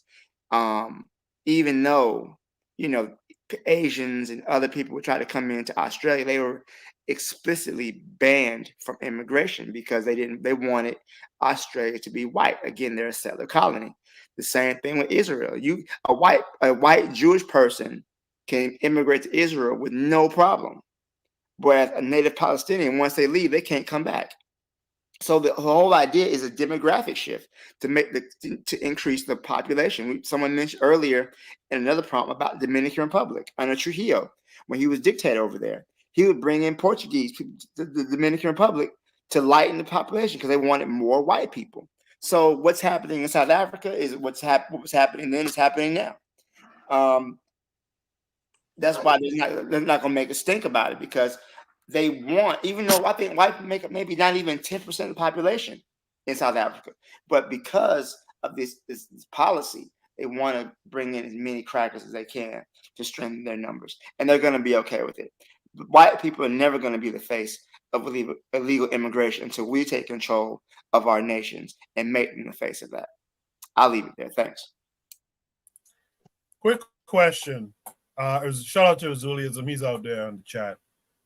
He said, I'm imagining Nelson Mandela rises, right? How culpable is Nelson Mandela in what's going on in South Africa today, in you guys' opinion? Anyone can answer. Oh, man, I don't really want to talk bad about Nelson Mandela, because this man spent 27 years in prison. He spent 27 years in prison. Tell the truth, Black Steel. Tell the truth. Tell the truth, brother. Tell the truth. Yeah, I got to stand on business, like the kids say. I got to stand on business. I think Nelson Mandela, he kind of took a status of appeasement, right? I don't think if he would have did like the Algerians did, or like I don't want to go as far as what the Haitians did after the Haitian Revolution.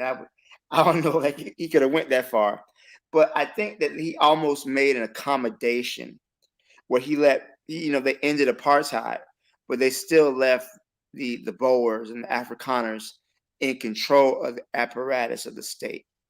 I think that is some accommodation that Nelson Mandela made for his freedom for once he became president. I don't know if it was the right thing to do, but this whole rainbow nation, yeah, like Rod Trigger say, yeah,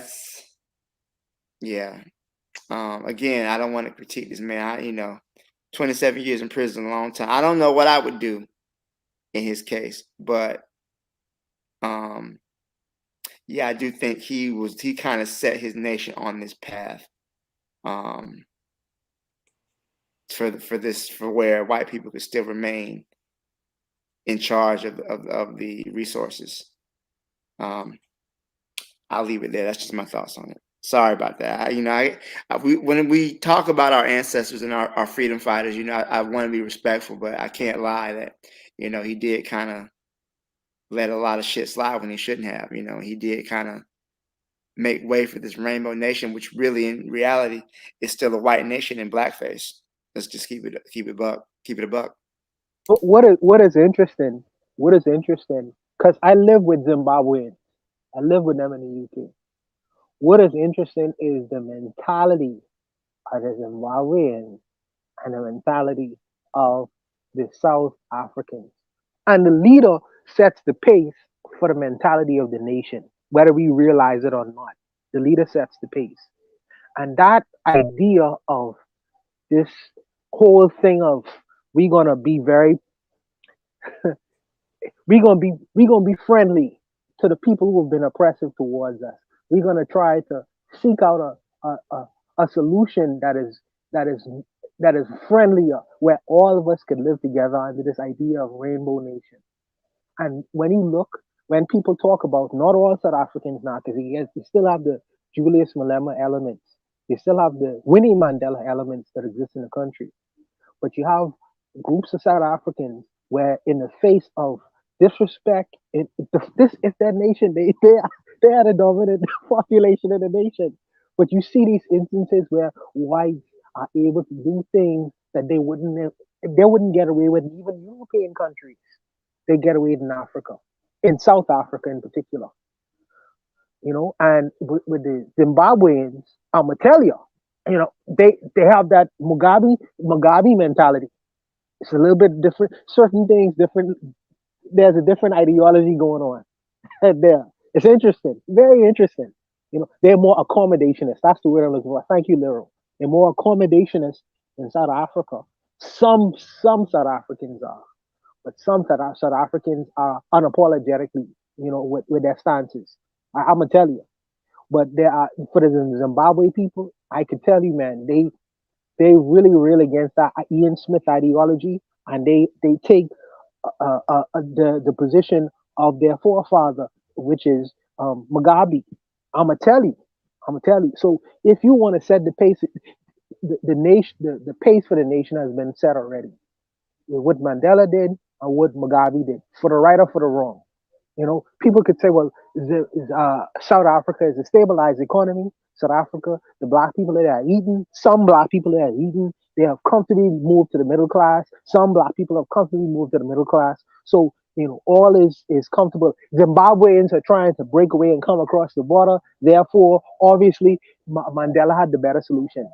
However, Mugabe, that ideology, for me personally, even though they are going through a difficult period, they'll eventually come out of that.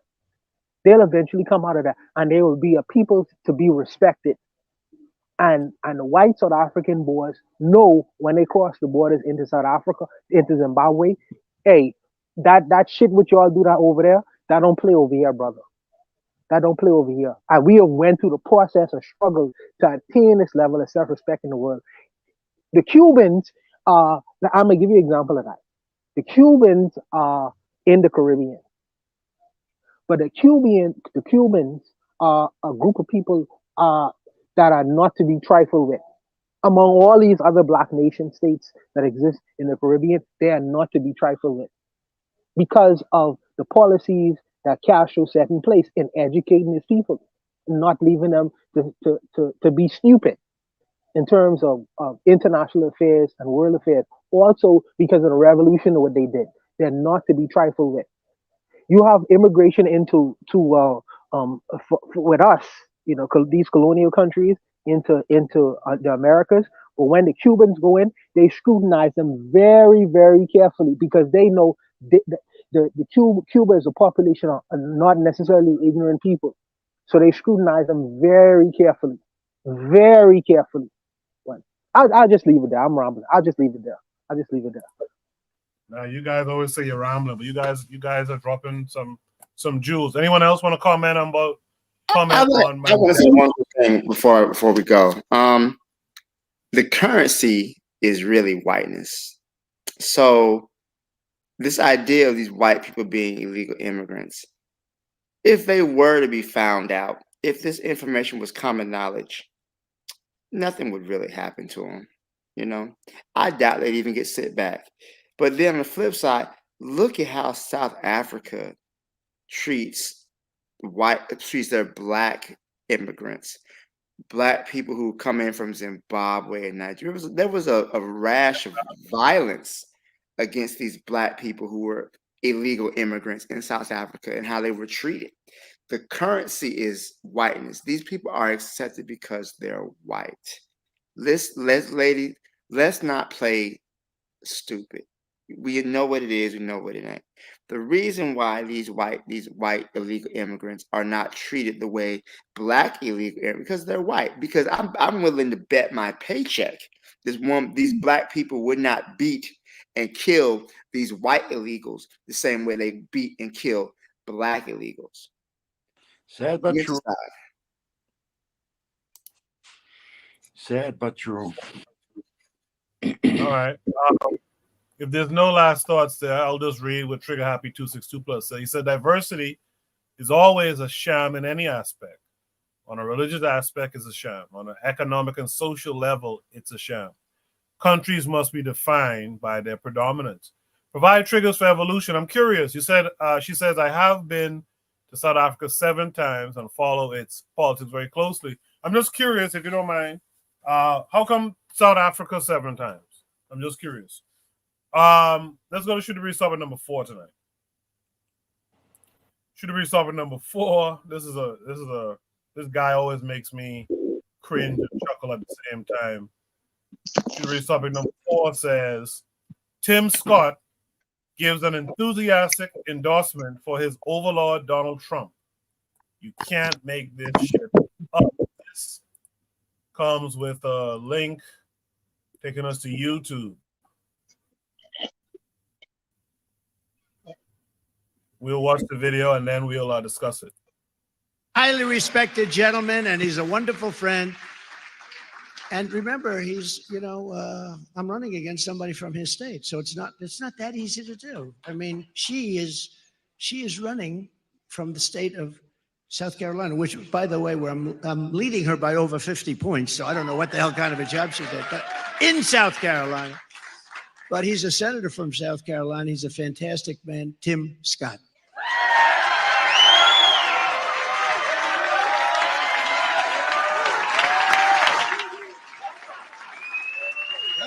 Oh, New Hampshire! Oh, yeah. Let me see. Is this Donald Trump country? Oh, yeah. That's it. I can't hear you. I can't hear you.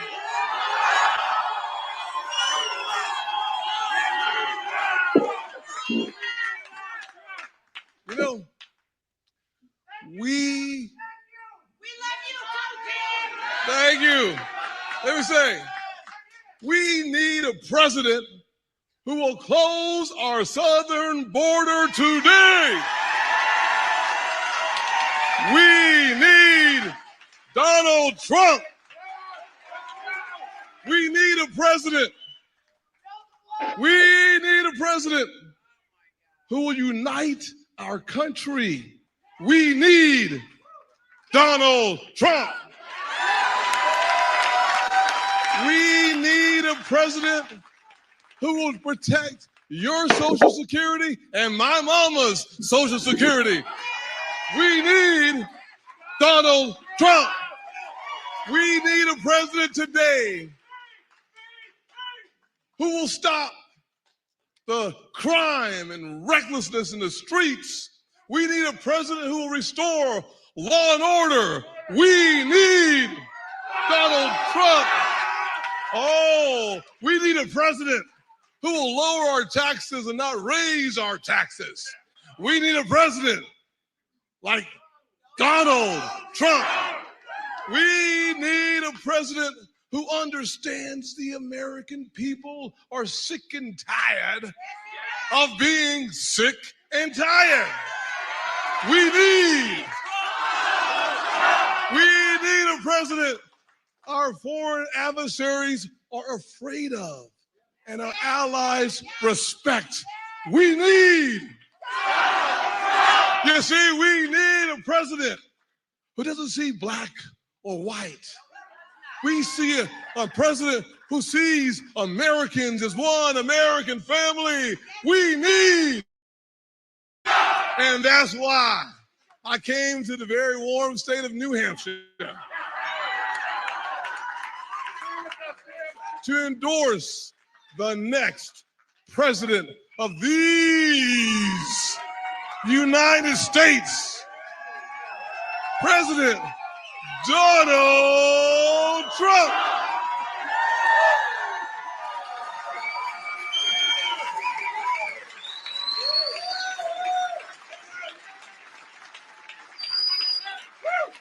Thank you, Tim. That's great.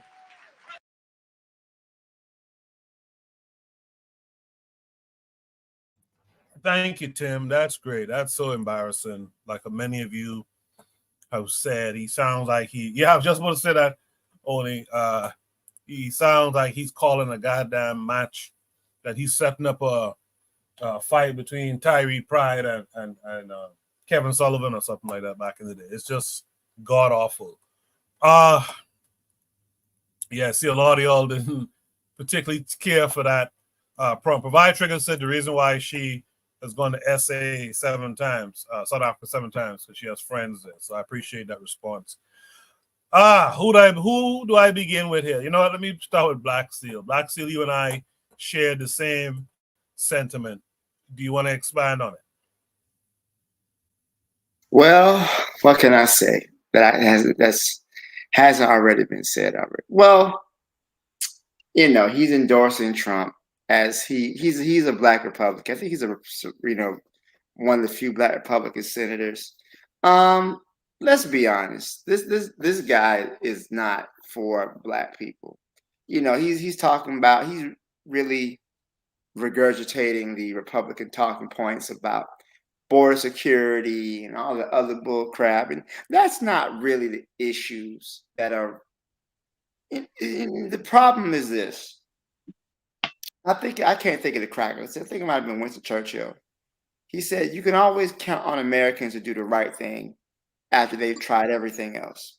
But I want to say that the problems of this country are not because of illegal immigration or insecure border, because the country's not united. It goes deeper than that. This country is ruled by a corrupt oligarchy that really wants to reduce the average American to a fucking peasant, a serf. And they're not going to say anything about the real problem because they're in bed with the rich corporations. They don't want, they're the ones who pay their salaries. So the needs of the everyday person in this country just aren't going to be met if you're going to stick by the two-party duopoly. Republicans or Democrats, they're both two wings on the same racist bird. Let's just keep it honest. The only difference is that the Republicans are just more honest when they're in their intentions. The Democrats like to couch behind flowery language, and then when they get in office, they do the same shit that the Republicans do. And let's be, for example, everyone talked about how those poor children were in cages at the border when Trump was president. Now Biden's in office, and the kids are still in cages. In fact, there's more deportations under Biden than there's been under Trump. People look at that. Then not only that, they see the inflation that's been going on. Now, that in this country, that makes it harder for people to live. Taxes, everything, the cost of everything is skyrocketing. And people are looking back and saying, well, you know what? Things were better for me under Trump. And were they really? Trump was, a lot of the shit that's going on as a byproduct of the shit Trump is doing. But I don't want to get too much into politics. But anyways, I'm not surprised with this. We've always had Black people who saw their interests align with that of the white majority. And that's always been the case. Even during slavery, you had Black people who would betray slaves who wanted to run away, or slaves were planning a slave revolt because they knew they could get ahead.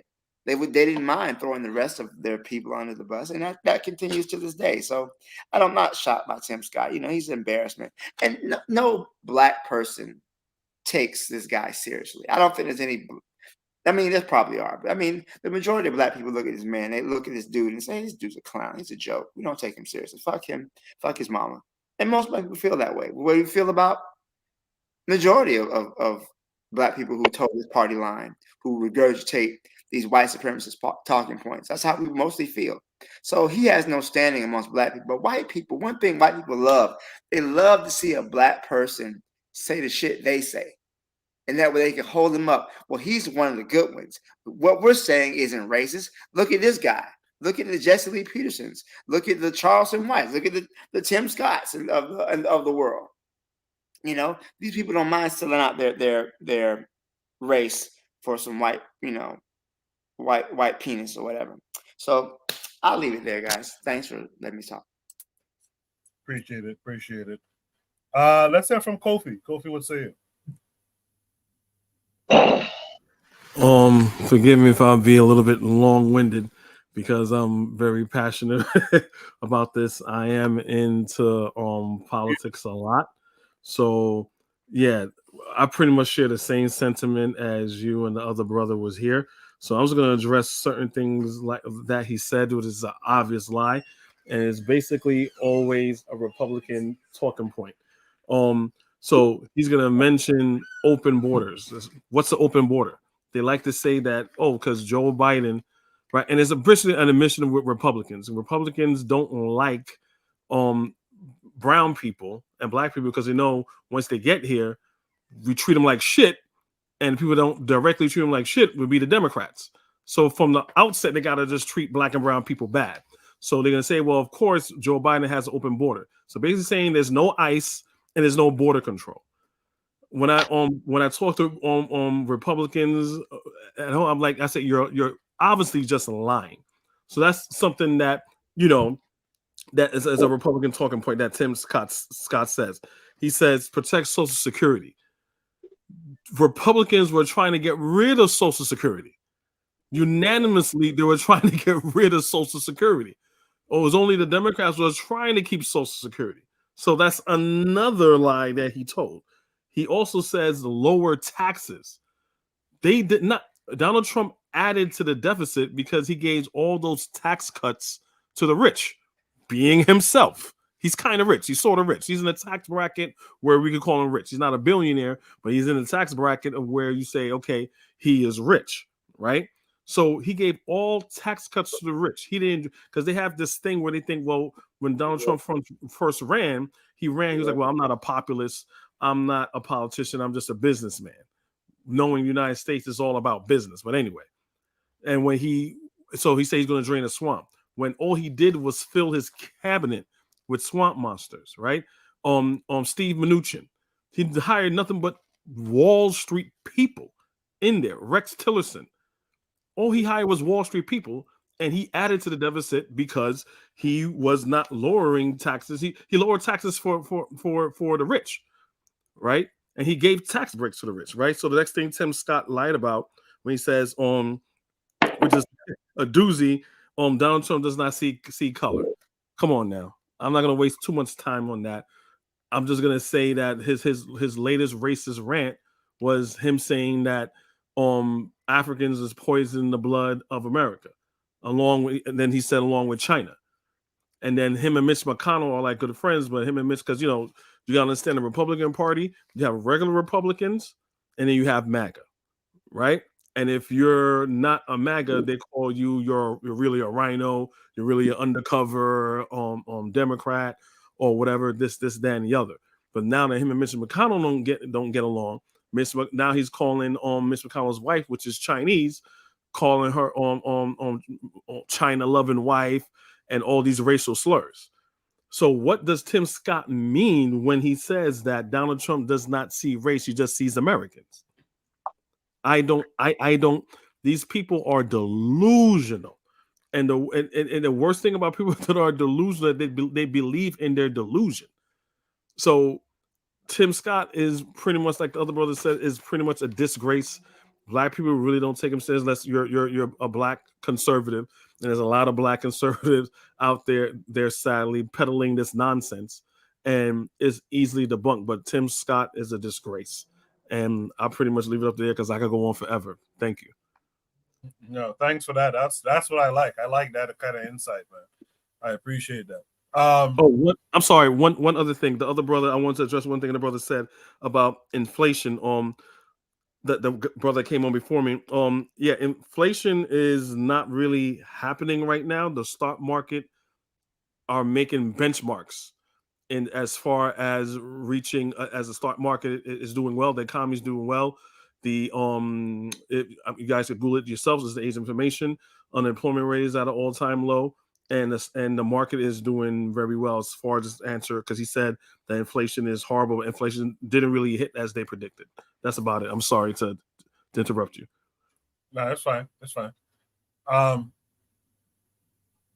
With that said, I know this brother here didn't want to address it, but Jose, what say you about it?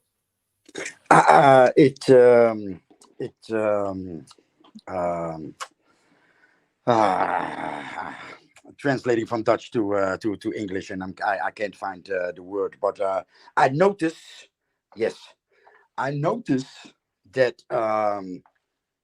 that politics is touched. Well, what I think that I'm looking at is that typical thing, especially when it's this type of buffoonery or buffoonery in general. We are cheered, and as effect. As with the vacuum of attention or recognition, we go where we are cheered, and be it multimillionaire that this guy is, or be it a husky type out of the ghetto, we're with the buffoonery, or why? Because we're not there to be the buffoon. No, we're there to be cheered on, to receive recognition. So, and that's what I think that I see. I don't need to touch politics or if he's a donkey or an elephant or whatever.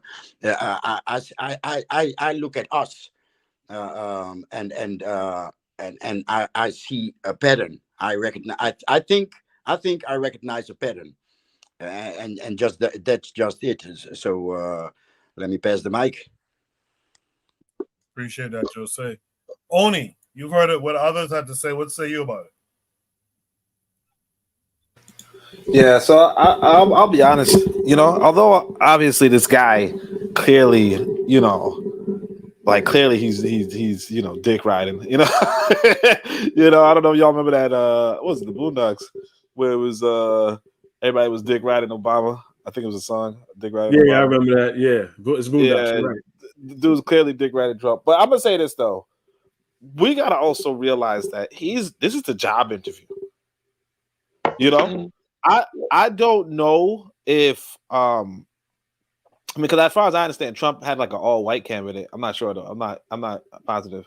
But basically this guy is trying to be in the cabinet if Trump wins. And so what he's doing is Trump had Carson with him too. He had a black guy in there. He had a black guy. Oh, Ben Carson. Yeah, exactly. So he knew that Trump, needs a token black guy, or Trump wants a token black guy, and he's doing the token dance. But I gotta be honest, if y'all ever found the interview I did, the recording of the interview I did for my job, right? I wasn't cooning, but you could see, I took down my RBG flag, you know what I mean? Like I have the RBG flag in the background talking about, could you hire me for this job? I had to move it, to the side for a bit. I'm not proud of it, but I think bro, that's not cooning, bro. What you were doing, if you weren't throwing black people under the bus, you weren't cooning. Because same thing, I'll do the same thing. I got my job now. I got my RBG boy in my office, and I'm a manager, and no one can say shit. But you ain't cooning as long as you're not throwing black people under the bus.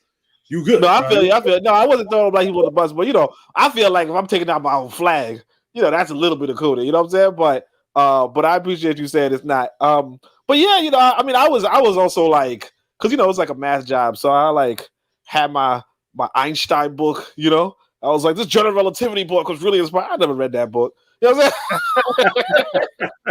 I didn't read the book, but you had to tell these white folk, I like her, y'all are some good side, you know what I'm saying? So it's like, I get it. Now, see, did I pull out my Marcus Garvey? Like, make sure you get me. No, I didn't do that. You know what I'm saying? I had to, so I think what he's doing, even though it is embarrassing, even though it's dick riding, like, this guy's going for a job. I can't remember if Ben Carson was like, he had some position. You're right. He had some position, but this guy's apparently he's a senator, and you don't know it too. But like, even if he doesn't get a job, if he's a senator in good favor with the president of the United States, like he could possibly get some legal shit done. So it's embarrassing, sure, but at the end of the day, it's like if this was your profession, you have to like this profession, politicians, especially in America, the whole thing is to just bend over for white businessmen. True. You know what I mean? True. So it just seems like you don't usually do it on camera, but the dude came out chucking and jiving. I get it, but if Trump wins, we'll see in a few months, 6 months, maybe more. But if Trump wins, and we see that he announces his cabinet and Ben Carson's up there. Tim Scott, my fault. You know what I'm saying, right? And Tim Scott is up there. We're gonna say, well, that goofy dancing worked out for him, And of course, and of course we're gonna sit back again like black folk. I don't want to say like black folk. We're gonna sit down again like black folk and not get anything from either president because after putting Biden into office, after Trump lost, after putting Biden into office, you would think, okay, y'all got some real returns because got rid of the Trump for them. I mean, here in New York, people was like hype. He was hype that Trump didn't get reelected, right? You would think black folk would have got something from that. No, You ain't getting no damn thing. You better put Biden back in office. That's it. Oh, you from New York? Look, you from New York too, brother? The dude's interviewing, good for him, right? But all these brothers, Kofi, all these brothers from New York. I mean, the majority. You are New York, and most of these brothers are New Yorkers and fellow Tethers as well. So I mean, that go out I go. That go out I go. I'll leave it. I'll just leave it. All right, cool. Thanks, bro. Only when you done making your point there? Oh yeah, I was finished. I missed what Warner was saying. What was Warner saying? Don't worry about it. Kofi is a tether from Guyana, so he's a fellow tether. But needless to say, let me say this. I am saying that Tim Scott and Jim Clyburn, what's the difference?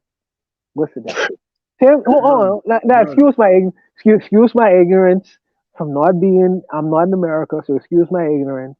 I'm just saying that Tim Scott is from South Carolina.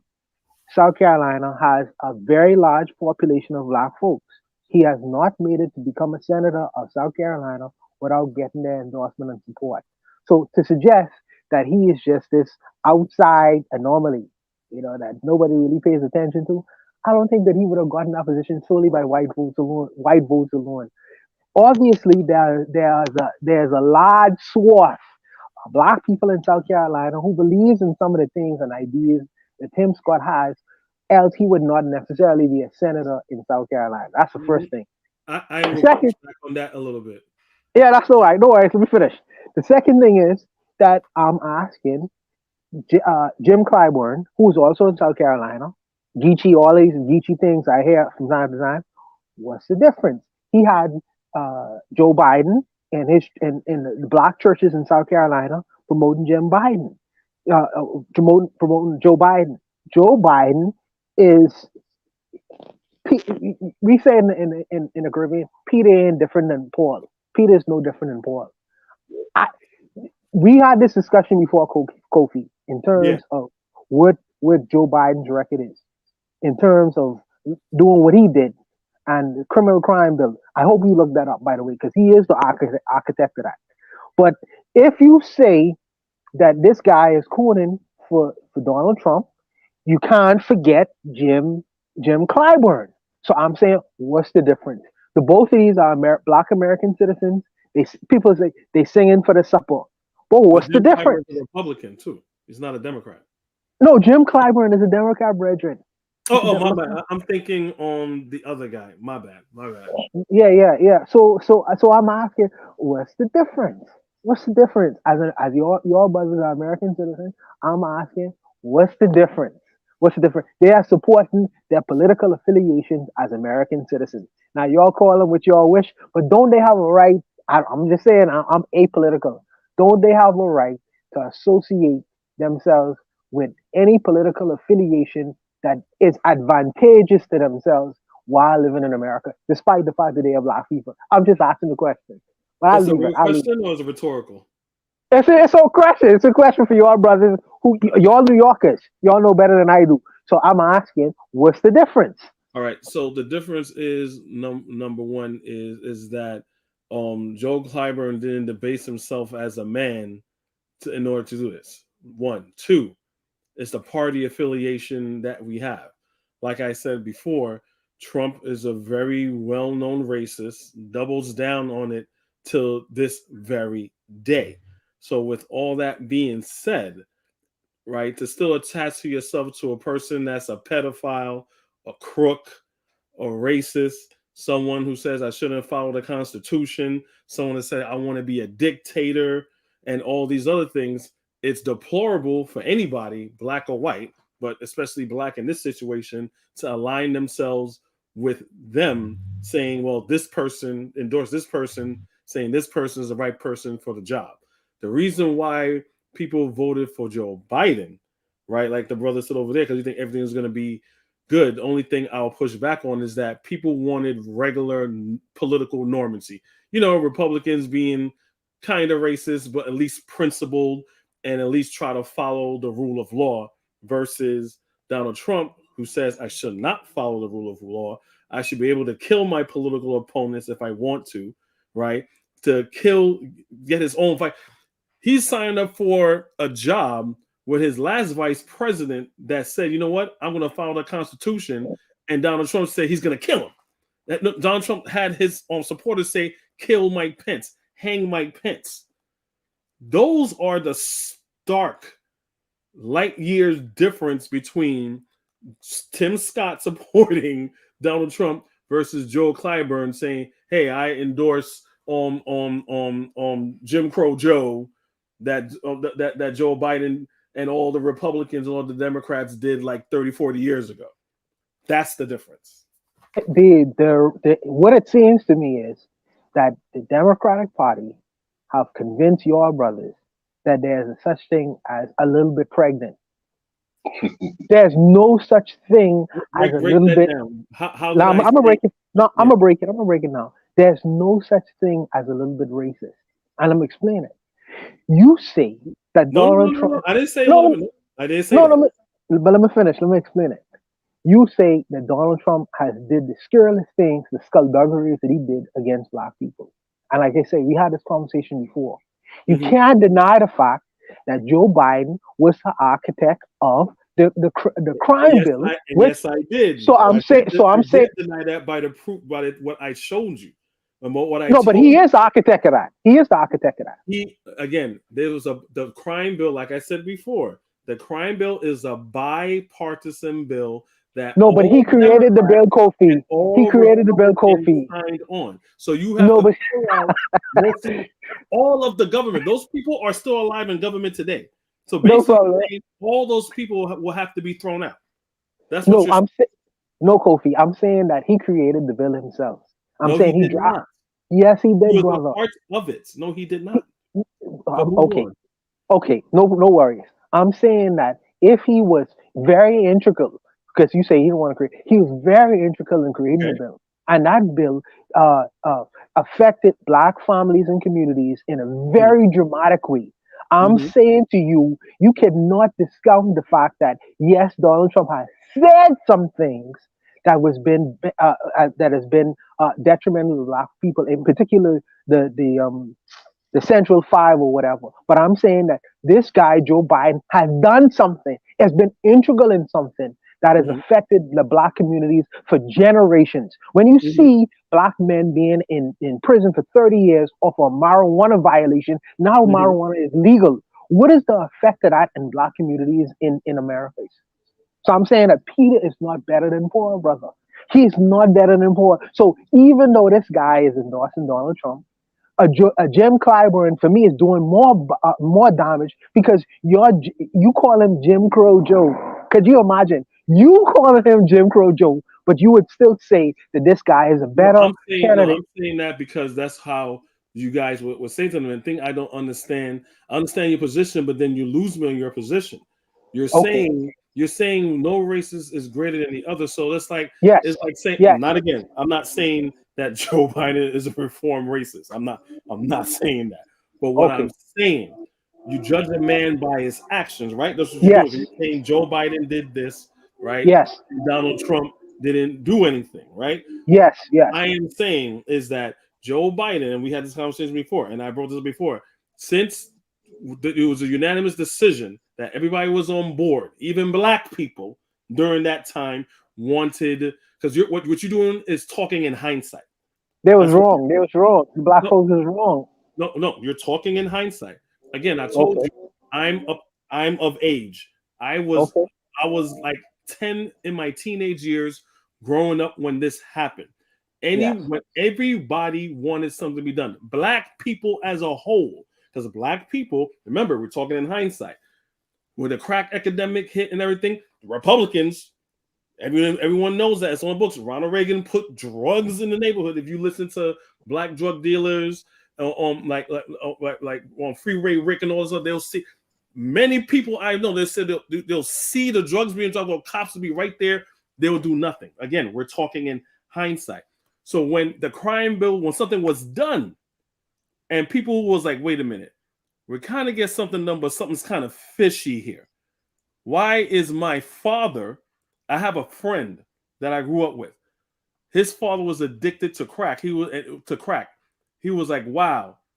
Only help they gave him was a jail cell. That's the only help he gave him. They said, no, he wants to get off of it. We need help. They gave him a jail cell. So in hindsight, he was like, wait, where are all the Black men? All the Black men are being locked up. Then people realize, wait, this crime bill went too fast. This crime bill is doing more damage. You know what I'm saying? It's doing more harm, right? And then we found out, like I told you before, that wait. So this is supposed to be all about drugs. So why is crack cocaine, which is demographically more a Black drug that Black people do, you get more time for a little itty bitty for a couple rocks, and for a white person, when they do their designer drugs and their cocaine, they need a whole fucking desk full like Tony Montana. They get any time. Then we realize it was like, wait, this is detrimental, right? Again, not saying what Joe Biden doesn't have a racist history. Joe Biden is a right. He's more of a right Democrat. He's more of right of the Democratic Party. He leans more right when it comes to Republicans. But to say that Joe Biden did that, right? And he had 4 years, like every other politician, right? Every other president, including Obama, that did nothing for Black people, is equal to Donald Trump, who wanted to bring the death penalty back for 5 Black men that New York doesn't even have the death penalty. But no, I want the death penalty to kill these Black men, even after they've been exonerated with DNA evidence, and continuously to say racist shit over and over again. I don't want to kill you with all the racist thing that Donald Trump has said, along top doing nothing for Black people. How is that even? Kofi, you're making my point. You're making my point because what you're saying is that Donald Trump spoke on behalf of the Central Park Five in terms of giving them the death penalty. I am talking about Joe Biden actively sending thousands of fathers to jail or for crimes committed in the 80s and 90s who's still languishing in jail. And he was the president. He had the ability to rectify, because you mentioned hindsight. But he was not so the he president. When No, the he crime is was happening, he currently was not a president. He was a senator. he is currently the president. I'm saying that he has the ability to rectify the past situation that he's gotten wrong. Because you mentioned hindsight, he has not done that yet. He's not. Oh yeah, Donald Trump. That's true. So Donald Trump. Neither has No, any wait a minute. Donald Trump has released people off. We talked about, like I said, we talked about He this. released a Donald bunch of Trump, niggas a bunch of celebrity niggas who didn't do anything. What are you talking about? Sophie. He's released more than Obama this. did the same thing. Nah, Obama released a little bit of people also Obama ain't released nobody. that was He didn't on release no one. support. Huh? Obama didn't release anyone. He didn't Yes, release he did. anyone. Yes, he Nah. did. Okay, We all right. can look it up. We all can All look it right. up. Well, like I said, I'll leave it to my my test of ignorance. Your brothers know better than I do. I would just leave it there. If I can say one thing, and I'll make this really quick. So, what I understand the difference between the Republicans and the Democrats is really this. You guys know I teach world history with the kids. We're talking about Napoleon. So, Napoleon talked about he was a silk glove on an iron fist, right? The Democrats are the silk glove over the iron fist. The Republicans are just the iron fist, you know? So even while we have a Democratic president, the United States is currently supplying weapons to commit genocide against the Palestinians. That's why we call him Genocide Joe. That's why he's been getting booed, and that's why he's gonna lose the election, because people are just sick of him. So whereas the Republicans, they're just out front with it. You know, the Democrats, they say, the platitudes, and we want a two-state solution, and we want all Americans to be inclusive, and they know it's bullshit. The Republicans are just out in your face with it, and just they say they feed the red meat to their base, whereas the Democrats, they're a bit more tactful in their words. That's what I would really say the main difference is. Ultimately, many of their policies go to enrich the 1% and deprive the American people of their liberties, and to spread U.S. imperialism across the globe. That's one thing you always will see bipartisan support for, is the military. There's never a problem. But even recently, when the United States Congress was against giving more weapons to Israel, President Joe Biden, a Democrat, overrode Congress through a loophole and sent more weapons to drop on children in the Gaza Strip. So again, I understand both of y'all points, but I just look at it as that the Democrats tend to be a little bit more tactful. They tend to be a little bit more by the book. The Republicans, they make no pretense of being by the book. When they get in control, it's going to be straight, fuck you, pay me type of attitude. We're going to do what we want, and we don't really care what the rules are. With the Democrats, at least they have the pretense of following the rules, but ultimately they both serve the same masters. No, I totally agree with you 100%. I want to push back on anything that you're saying. As far as the whole Israel,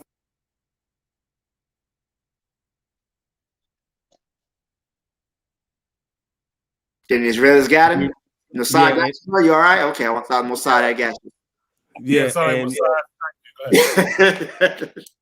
As soon as he said Israel, it was it. Yeah, and then I'm here. Go ahead.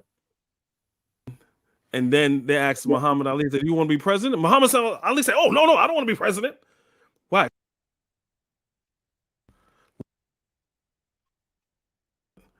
Because what's the job? The job as an American president since 1948 was to protect Israel as an ally, as a Western ally in the Middle East. So no matter what president you are, look, Donald Trump almost started World War III twice, right?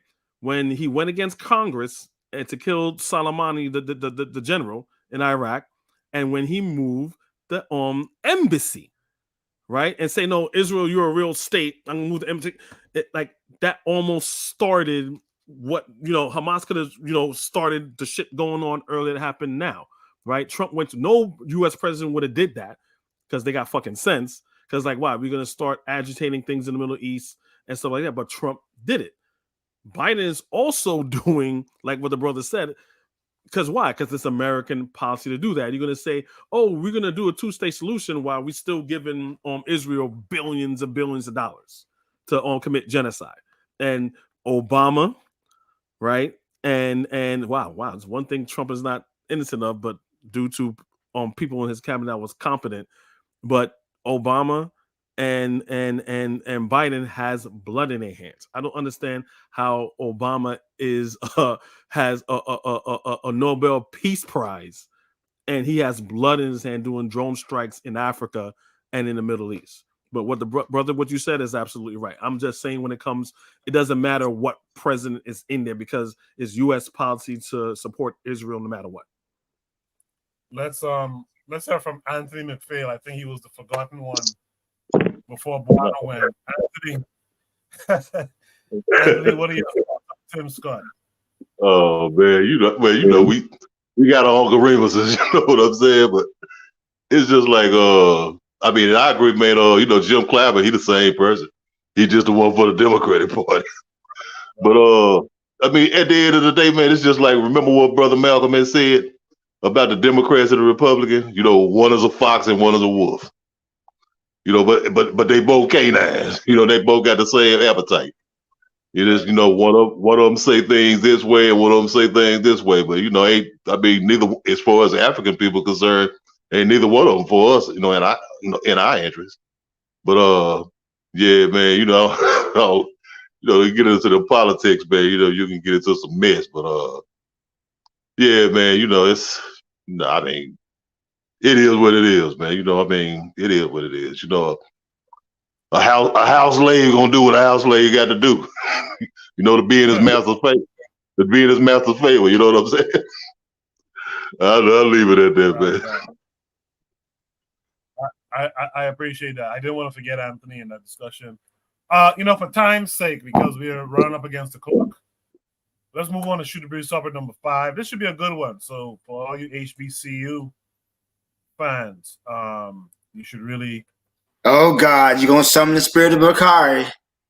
You rubbing that magic lamp, that genie's gonna pop out. Shoot the Breeze topic number 5 tonight says billionaire businesswoman Rhonda Stryker decides to grant $100 million to Spelman University at HBCU in Atlanta, Georgia. This, of course, comes with a link. I believe it takes us to YouTube. It does. We'll watch it, and then we'll discuss. Tonight, a historic announcement for students at Spelman College. Campus leaders announcing a record-breaking $100 million gift. The announcement coming on the same day as an important milestone for the college. 11 Alive's own Spelman grad, Karis Belger, explains how this money will benefit future Spelman women. Today, we are making history.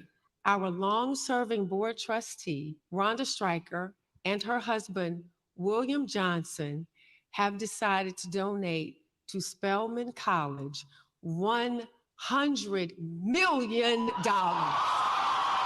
It's the largest single donation to a historically Black college in history. First thing that went through my mind was definitely the financial support, the scholarships. The gift, Zoe Shepard says, is life-changing for her and her Spelman sisters.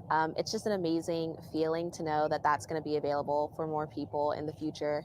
And even for the amazing people that I know today, that there's support for them as well. The announcement was made early Thursday morning during a special event on campus. The day also marks the 100th anniversary of the school receiving its name. Spelman started because of a philanthropic investment like this. And so I think it's really nice to see how far Spelman has come and then to think about how Spelman can go. The money will be allocated to address a variety of financial needs. $75 million will go to endowed scholarships for students. The other $25 million set aside for other initiatives, including upgrading the freshman dorms. Our campus is historic, and a lot of our dorms are old. And because of that, air conditioning is an issue. So we have 2 dorms specifically that we will start with. Spelman College Board of Trustees Chair Lovette Russell says it will make a lasting change for years to come. It will say to other people, Spelman is a place to be, and it's a place that produces really great women, and it's a place that you should look at investing your money in. Karis Belger, 11 Alive News. That really is transformative money. Yeah. I know that so many people will enjoy being debt-free. Yeah. Or at least less Yeah. debt coming out of college. And that really is amazing for students starting their journeys. And like you said, or like she said, 25 million to go to different things around campus, like that air conditioning. We've been talking about that for a long time here. So for years. So I know a lot of incoming students will be glad, and parents will be right, happy nice and to breezy hear in the about some of dorms. those. Yeah. Nice and breezy in the dorms. Okay. That's a nice. It's a historically black college university. $100 million. I have to let them know that HVAC problem will probably eat most of that money up. Believe it or not. But that's cool. That's real cool. With that said, let me mix it up this time. Let me start with Kofi. Kofi, what say you to billionaire businesswoman Rhonda Stryker giving $100 million to Spelman University? I've heard of this, and I was like, "Well, that's very good." My first thing I was very suspicious about, I was like, "Wow, that's going to be a big tax write-off for them." I was thinking that first, but now looking at this, you can see what I put in the private chat. Correct me if I'm wrong. Did it says this money will be going towards women, black women? Yes. Yeah, Spelman is a women's college. I think it's all just for women. Oh, so that makes sense. Now, so I don't like speculating. I hate speculating, but on his face, it's a very good donation. It's just funny why just a women's college and not a college that's all inclusive for black men and women. So already it has a little gender bias. As we know, there are some, as all people, black people, we have our own trouble and struggles, but for us it's very serious as far as like black men and black women, getting along. Again, I don't want to like speculate, but I personally wish it was more towards a college that was for black men and women. I again, on its face, it looks good. I mean, I accept it. I'm not telling it to send it back, but I find it very curious. Why not a black college where there's men and women? So I don't know if it's going to start the floodgates or anything. I don't know. Again, I don't want to speculate, but I have nothing else to say until I know further. I'll pass the mic. Well, let me just say that wasn't the private chat. I'll add this. Yeah, that wasn't a private chat. That was on YouTube. Oh, my bad. It's all good. I'll add this. This is this is who Rhonda Stryker is. So white woman. What the fuck? Yeah, that's the person who donated it. Yeah, she's that's her husband. Her husband is white. Yeah, I didn't realize that at first. So Real Black Gentleman in the chat asks, who is Stryker? That's who Rhonda Stryker is, a white woman who gave that donation. So just so you know. So that was Kofi. Let me hear from Jose. Yes, sir. I was already suspicious. I believe Guana Guziki mentioned it in a show before, and I was surprised that he was cheering it. My first reaction was, what's behind it? What is she buying? Because the sponsor decides, right?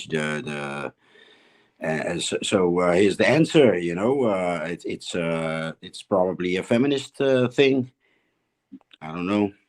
I got my answer. I was wondering what's behind it, and I think from this video I got my answer. And I'm glad about our Democratic brother, because the gender fluidity and the toxic feminism is strong with the Democrats. I just wanted to put that in the air. Thanks.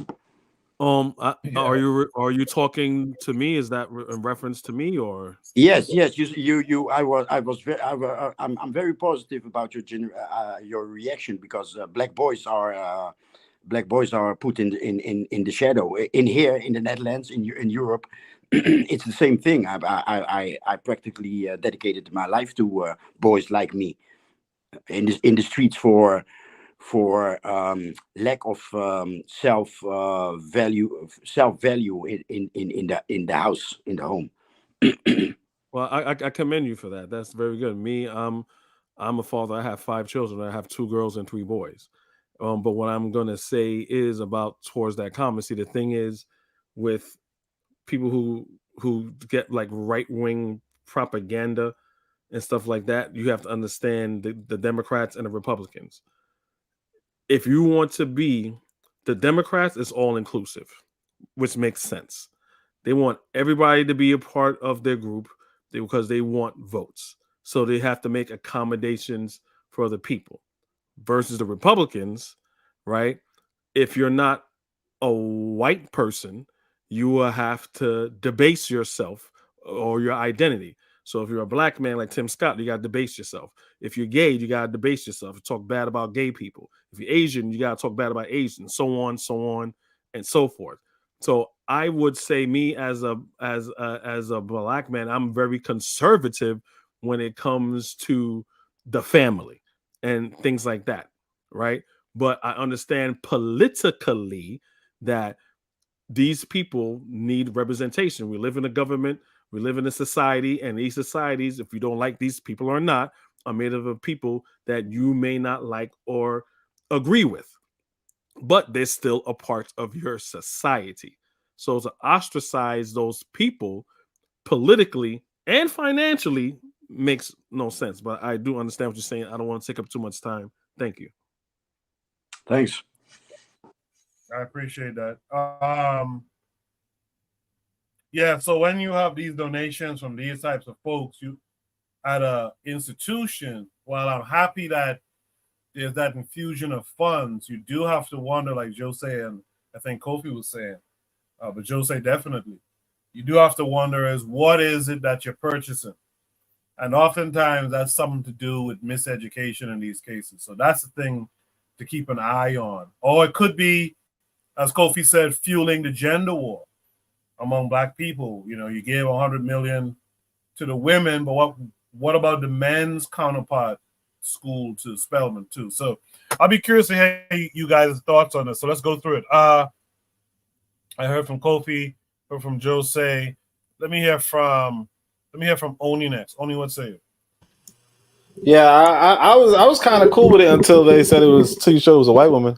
That's crazy. Like what was her reasoning for putting $100 million to Black women's college? You know, yeah, I did say Spelman girls looking good. They was though, right? I mean, all right, it's surprising. Yeah. You know, just a lot of good looking women back to back. It was kind of random. You know, you don't usually get that. You know, I need to go down south again, but but yeah, I mean, it's a little suspicious, but you know, I mean, I think we should examine what the donation, like what were the strings for the donation, you know, because, and that's another thing too, you know, a lot of times it's like he who plays the piper chooses the tune, you know. I don't know if this woman is trying to push some gender studies stuff. You know, I don't know if this woman is trying to push some transgender stuff. You know, I could say when I was in college, because I went to a HWCU, historically white college, right? When I was in college, you know, I you know, it was an easy A. I took some of these women's studies courses or whatever. And yeah, like they was really trying to push some propaganda. You know, they were really trying to push some propaganda, and they were asking for advice on how to up the propaganda. Right? We you know, we have to take this you know, I would just want to see what the strings look like. You know, what does the receipt look like? If it's $100 million and you could put an all black agenda or whatever, that's fine. But it don't seem like it's that. Now, if it's $100 million to repair the air conditioning, okay, I mean, I'm cool with that. You know what I'm saying? like, I mean, obviously, hopefully they employ some black folk with that $100 million. But a lot of times, and we gotta be hip to this. A lot of times, the money comes with strings. And I could say this because I think there was another university. Temple University. I think the president or something like that. He was like in bed with the Democrats, kind of low key, right? But like big time. And that's a thing. No, not the president, the head of the Black Studies Department, something like that. But that's a thing where sometimes you got to be in bed with somebody before they give you the money, And I mean, fine, that makes some sense in some capacity, but I'll just say I want to see what the strings look like, because if it's just good, better air conditioning, that's cool. Like, let those women, they look hot. You know what I'm saying? let them get some air. But if it's hey, up the feminism, up the white women, up the thing, that's where it's a problem. But we'll see. Yeah, we love to see.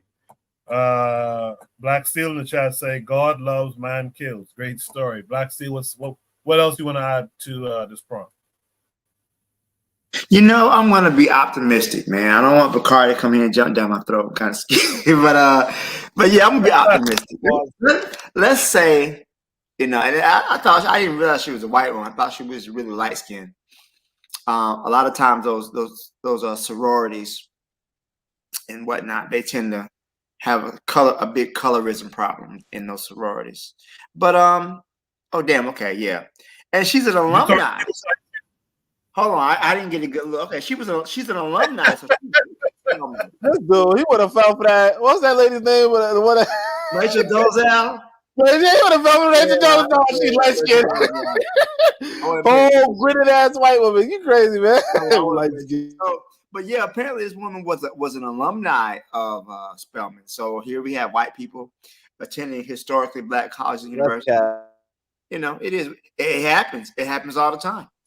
It says here she went to Western Michigan University of Northern Colorado. So what makes her want to donate to a historically black college? I'm curious. What's the motivation? I mean, I'm happy that the sisters got the money for their school. That's all well and good, but I wonder what's making them want to. What would make? Oh, I want to donate all this money to the black. Why not donate to her alma mater? Why not do it for them? I'm just a little perplexed by that. But like you were saying, if it's gonna fix the problems with the school and help go towards some tuition, I think that's a great thing.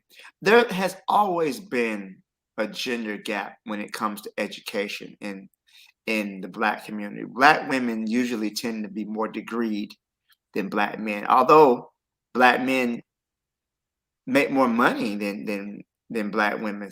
Amazingly, black women usually tend to have more education than black men. So that's kind of been a thing for a really long time. And now I think it's the case for other races too. So black people were the beginning of that, but I think that's happened, especially with white people. You have more white women getting degrees than white men, but white men still make more money than white women. So, okay, we're off on a tangent, but let me just say this. I think I would want to see again what's coming with this money. What do you have to do to earn this money? But on the face of it, I think it's a good thing. I've seen some of those dorm rooms when I have friends who went to University of South Florida, and some of those dorm rooms are kind of a little rough. So and I know they had issues at Bethune-Cookman, at Howard, at FAMU, and a lot of these black colleges that they had issues with keeping student housing up, making sure that the kids have enough You know, they're being fed properly. These are real issues that I think these students are having. So I'm not opposed to it if it's really gonna help. But again, let's keep an eye on that. Let's see, is it to fix the facilities? What curriculum are you wanting to teach? Are we gonna have we have to do a critical analysis of the color purple? And that type of bullshit. We don't need that. You know, let's keep black men and women together. I don't know if that's her goal, but you know, it's just something to keep an eye on. I hope for the best. You know, I'm gonna be optimistic. Yeah, we should all hope for the best. It's just history. History really repeats itself, you know. So we kind of have an idea where this usually goes. Let's hear from Anthony McPhail. Anthony, what say you? Yeah, man. I'm like, yeah, you know, congratulations to Spelman. They probably needed that money. But right. Yeah, they probably needed it. But you know, it's like what that you remember that it's that term that you and Buana used to use. I can't think of it. The barrel maker. Yeah, the barrel maker. Yeah. That y'all remember that term, the barrel maker? I mean, you know, when the barrel maker gives you some money, man, it'd be some funny money sometimes. You know what I'm saying? And so, I mean, I think we ought to just keep our eyes open to see, like, in the future, do they have some kind of, what is her name is, the white woman's name? Rhonda Stryker. Okay, Rhonda Stryker. Let's see, like, in the future, do it be a Rhonda Stryker chair at Spelman University? You know what I'm saying? They name something, they name something in her honor. You know what I'm saying? Yeah, you know, like to push one of the little propaganda agenda or something. But yeah, you know, man, I mean, congratulations on the money, man. But you know, when the devil give you something, man, that money be funny, man. I'll leave it at that. Absolutely. Appreciate that. Marcus Garvey is the Wiz out there in the chat. She promised last week she'd be with us earlier, but she didn't show up earlier. But she says good night. She says all the black billionaires and no one could donate. That's an interesting comment too. With that said, I think I got everyone except Buana. Buana, what say you to all of it? Yes, sir. So first, let me answer Marcus Garvey's Dewey question. There's a man named Robert F. Smith. Robert F. Smith would have probably donated maybe like around $30 million to Morehouse for the graduating students to clear off the debt. Now, Morehouse is a HBCU as well, but it's a male college. It's a male college. I think that it's a sister school. It's a brother university to Spelman in Atlanta, I think. So when he did that, he cleared off a lot of the debt for the graduating students up to $34 million. That's a lot of money because he's a black billionaire, even though he's married to a white woman. No, that's a whole other discussion. So this lady, who's a white billionaire, decides to clear off the debt. A female student. I am saying, and maybe it's my skeptical mind, but no one is gonna donate $100 million without some kind of return on that money. You know, me personally. Now I could be. This could be a completely philanthropic effort. She wanted to help black schools, even though she's also on the board of Harvard as well. Because I look up these people, and I try to find out who is who. So she's on the board of Harvard as well, and she's on the board of this historically black college. I'm asking why. What's her corporation? What is she into? Who does she hire? I try to discover the backgrounds of these people when they give these so-called gifts. You know, because I want to know what's coming in the future. You know, how will she train and indoctrinate? Because my niece is about to go to school, in a little bit of time. So I want to know what outcome will I receive in the future coming, because when she gives these $100 million gifts, I am saying that there's a reciprocal nature to the scenario, because I ain't gonna just give you my money for nothing. I want to produce a crop of students or a mindset or a group of women in a particular way and manner, especially when I sit on the board. That means I determine in curriculums and shit like that. So I know what the outcome of the future will be in terms of the women that my nephew will have to encounter in the future going forward, and what they will have to contend with. So I do take Black Steel's philosophy. I do want to think positively about it. However, as a realistic person, I am concerned about the outcomes of the situation, because like you say, Robert F. Smith gave 34 million to a historically Black college with males, because you don't want to just educate a crop of women without them having someone that's comparative. You have these highly educated females with no Black male person to date, marry, and have a relationship with in the future. So now they're looking for someone that's compatible to them. Who is going to be compatible to them with that level of education and sophistication? White men, because they have the monies to be able to compete in that level. Unless you raising a crop of Black men who are comparative. This is how a real game is played. This is the reason why I say war sometimes is not only fought with a bullet. Sometimes it's fought with a check on a donation, and I that's the level that I want to fight the war on. That's the level where I am. I want to be able to contribute in these kinds of levels. I must be able to get in these kinds of arenas, because they are fighting an economic war, whether we recognize it or not. I don't know who Ron the Striker is. I don't think that white folks are so philanthropic where they just want to give to a Black university, especially when you're sitting on the board of Harvard. What is your interest? What is your interest? Why didn't you donate to a Chinese community or Asian or Indian community? Why do you go on is this your thing of appeasement where you're trying to give back your reparations in another kind of way? I don't know you. You have to find out who you are. So like I say, these are the different kinds of wars that's being fought. You have ideological wars, you have physical wars that's fought in the street, and then you have these economic wars that's fought in the university. Because these people are conditioning the minds of thousands of Black women who we're gonna eventually have to coalesce with, date, marry, and have relationships with in the future. How is that gonna look? Because these people, $100 million, you are determining the policy or what is taught in these universities going forward. That's very important, very important. But I'll leave it there. Just as a side note, I'll just leave it there. Can I add a little something to what he just said? This is my brother. I'm not an anniversary. He invited me to this chat. So I don't want anyone misconstrue that me and him. Go ahead, Kofi, man. Go ahead. No worries, this guy's brother. my No brother. worries. No, I'm not disagreeing with what you said. What you're saying is 100%. But I think you mentioned something that that I kind of wanted to just piggyback on. So what you said is like they're only educating the women, and when these women graduate and they get into the world and they're looking for a partner, right? And they say, well, you know what, Black man, I have a PhD, all you have is a bachelor's, right? That is a problem all in itself for women to think like that. Now, I'm not a big Kevin Samuels fan or anything like that, but that's what they will call pretty much a modern woman. We all know, I don't know what the consensus of the men are in here.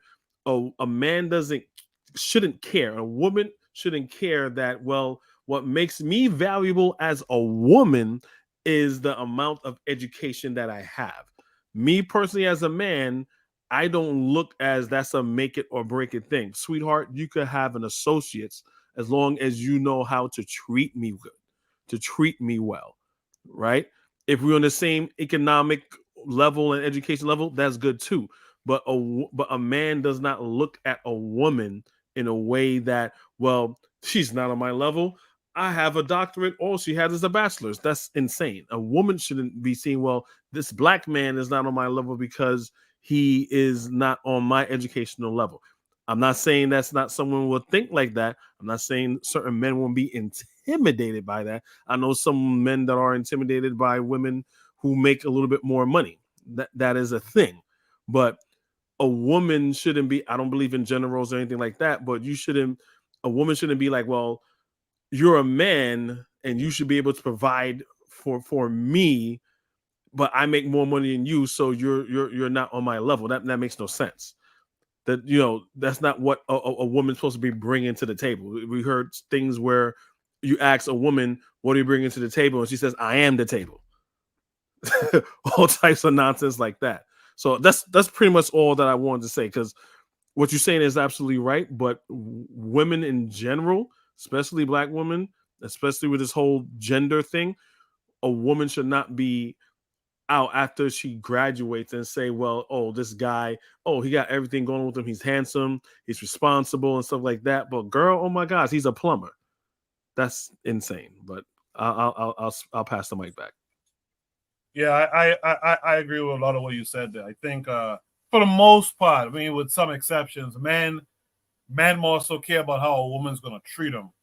They ain't really sitting up. Now we'll cheer you on. We'll be at the graduation when you graduate. We'll cheer you on, but we ain't really tripping on how much degrees you have and stuff. How do you treat us? How do you make us feel in those intimate moments and stuff like that?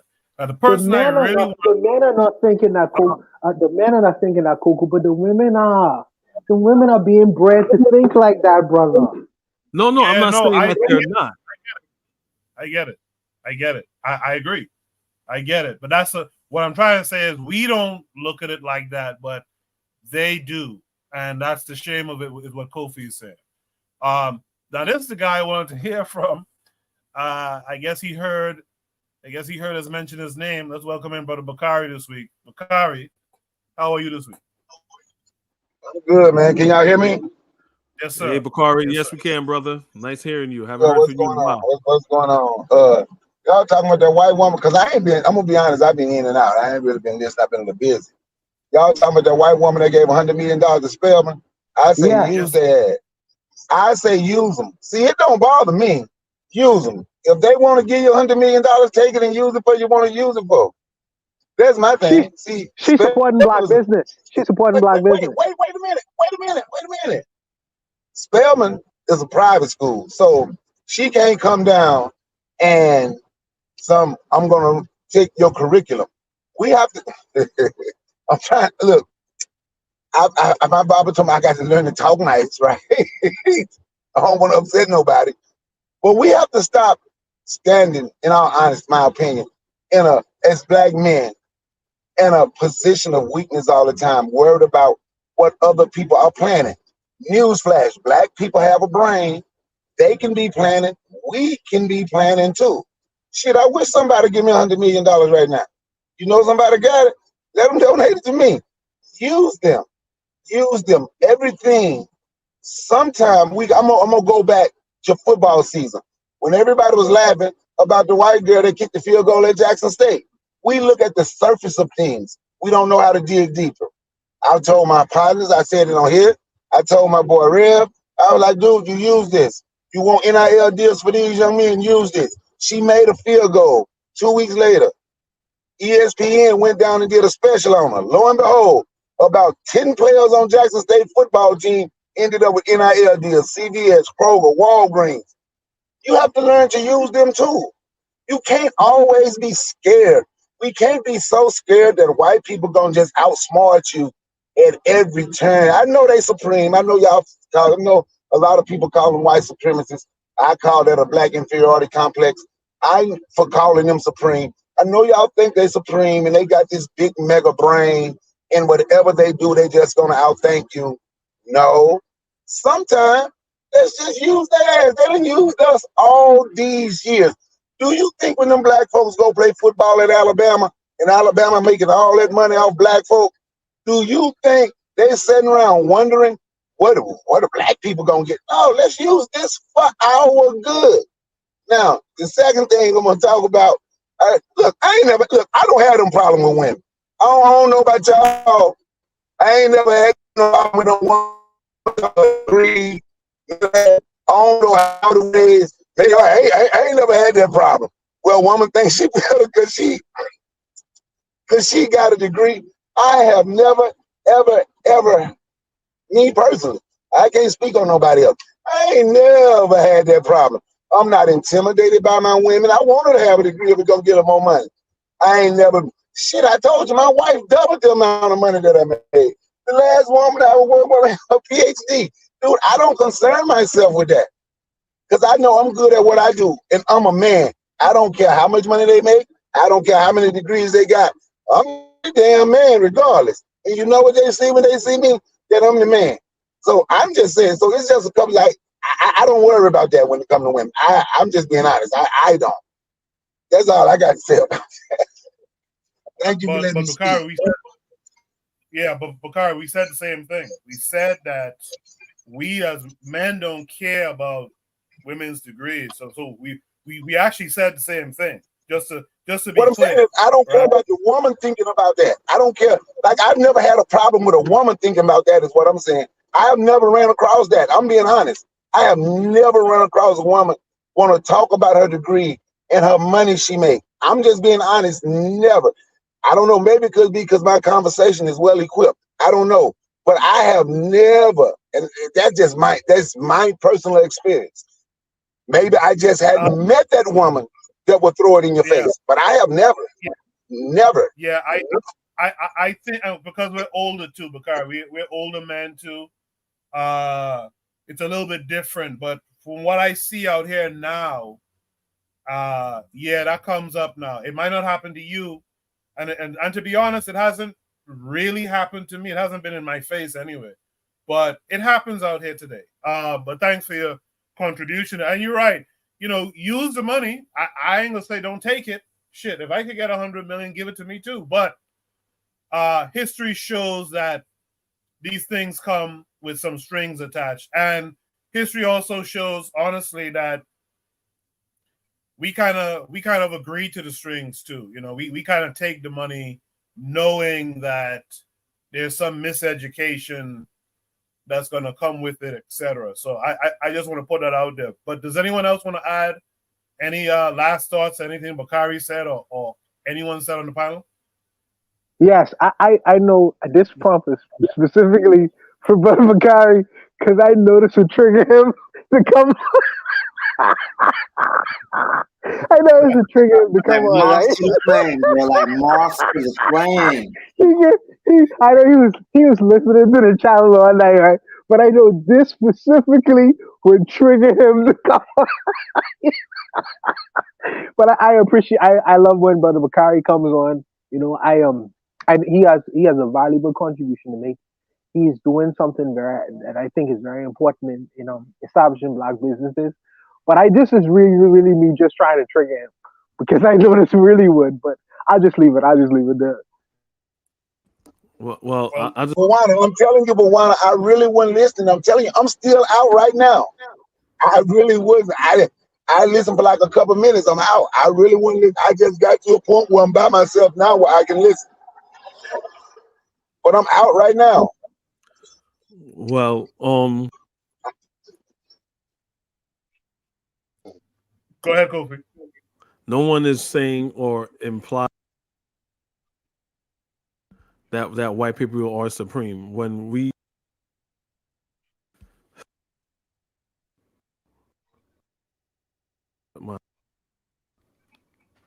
Is Kofi's cutting in and out? Yeah, coming in and out. Yeah, Kofi, you're cutting in and out there. Yeah, you can hear me now? Yeah. All right. I don't know why I keep cutting in and out. Damn. Try talk about Israel, brother. That's Mossad. Stay on your ass.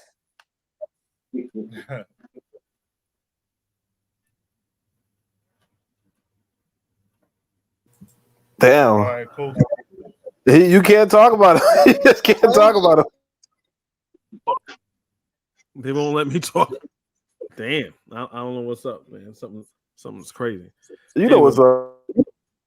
So when we use the term white supremacy, we're not saying or acknowledging that white people are better than us, Brother Bakari. What we're saying, that's their state of mind, right?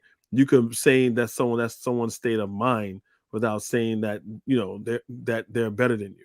So when we say white supremacy, we say these people have a godlike complex, whatever that there's good, we're not agreeing with that. You know, we're just saying that's their mentality. And knowing these people have this particular mindset, you have to be aware. Because, again, what we're saying, we don't want to make sure it's something that they're manipulating us into doing. Like, I don't know if they changed the curriculum or there's some caveats and strings to attach, but it's like, oh, whatever, $100 million is good.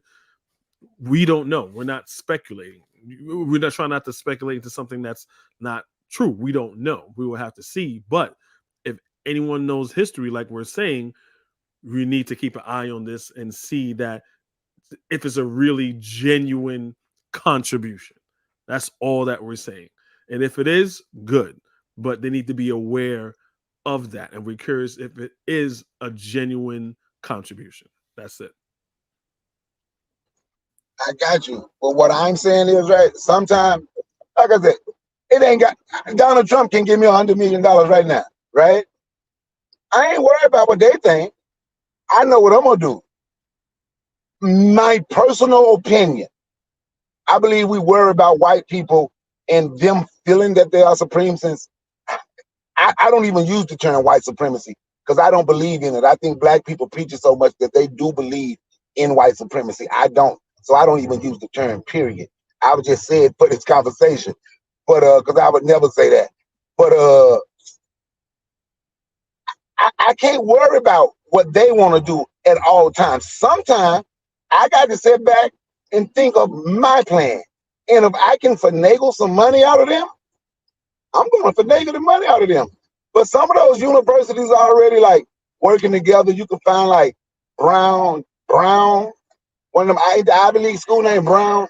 I want to say they work with Tougaloo College. It's already certain like scientific programs and stuff that they already do together. That a lot of these schools already do together anyway. So I don't know, but I'm just saying, you know, shit. I believe I'm gonna say black supremacy because I believe we can outthink them. We just need the right people. We just need the right people to be in charge. That's my thing. I don't always think about what they're gonna do. I sometimes I use my from this man's military when I was in. Sometimes I use their mindset. We were never even when they were talking about going to Kuwait, and I didn't go. When they was out there training for war, we were never taught, not one time would they tell us what the other people is gonna do. We would always say what we are gonna do, and we feel we're more dominant, and that's what we're gonna do. And that could be me having that type of mentality from the way I was raised, then seeing how they do stuff, because I was a part of it. But I promise you, not one time were we told, well, you know, the Kuwaitis and the Iraqis and the Afghans got this. No, it's what we got, and we're gonna go there and we're gonna destroy their ass. That's I wouldn't do that. About that. So for me, I don't always, when I see something, I'm not just always talking about them. My focus is us. My focus ain't them. Not saying they ain't trying something, but they can be trying. But while they strategizing and while they thinking, we need to be focused on what are black people thinking. What are we? I heard this guy. I cannot remember his name, but if I can remember his name, I'm gonna find him. But he was doing a lecture, and he said, this is a black millionaire, multi-millionaire, and he was talking. I want to say he's in New Orleans. He was in these meetings, and he said it was one thing he learned once he made money. He said we talk about white people all the time, but whenever he's in their meetings, we ain't ever discussed. It's always they know what they are gonna do, and that's what's more important to them. Just like when I said in the military, what they are gonna do is way more important. What they feel they have and what they feel they can do is way more important than what they feel the next people have.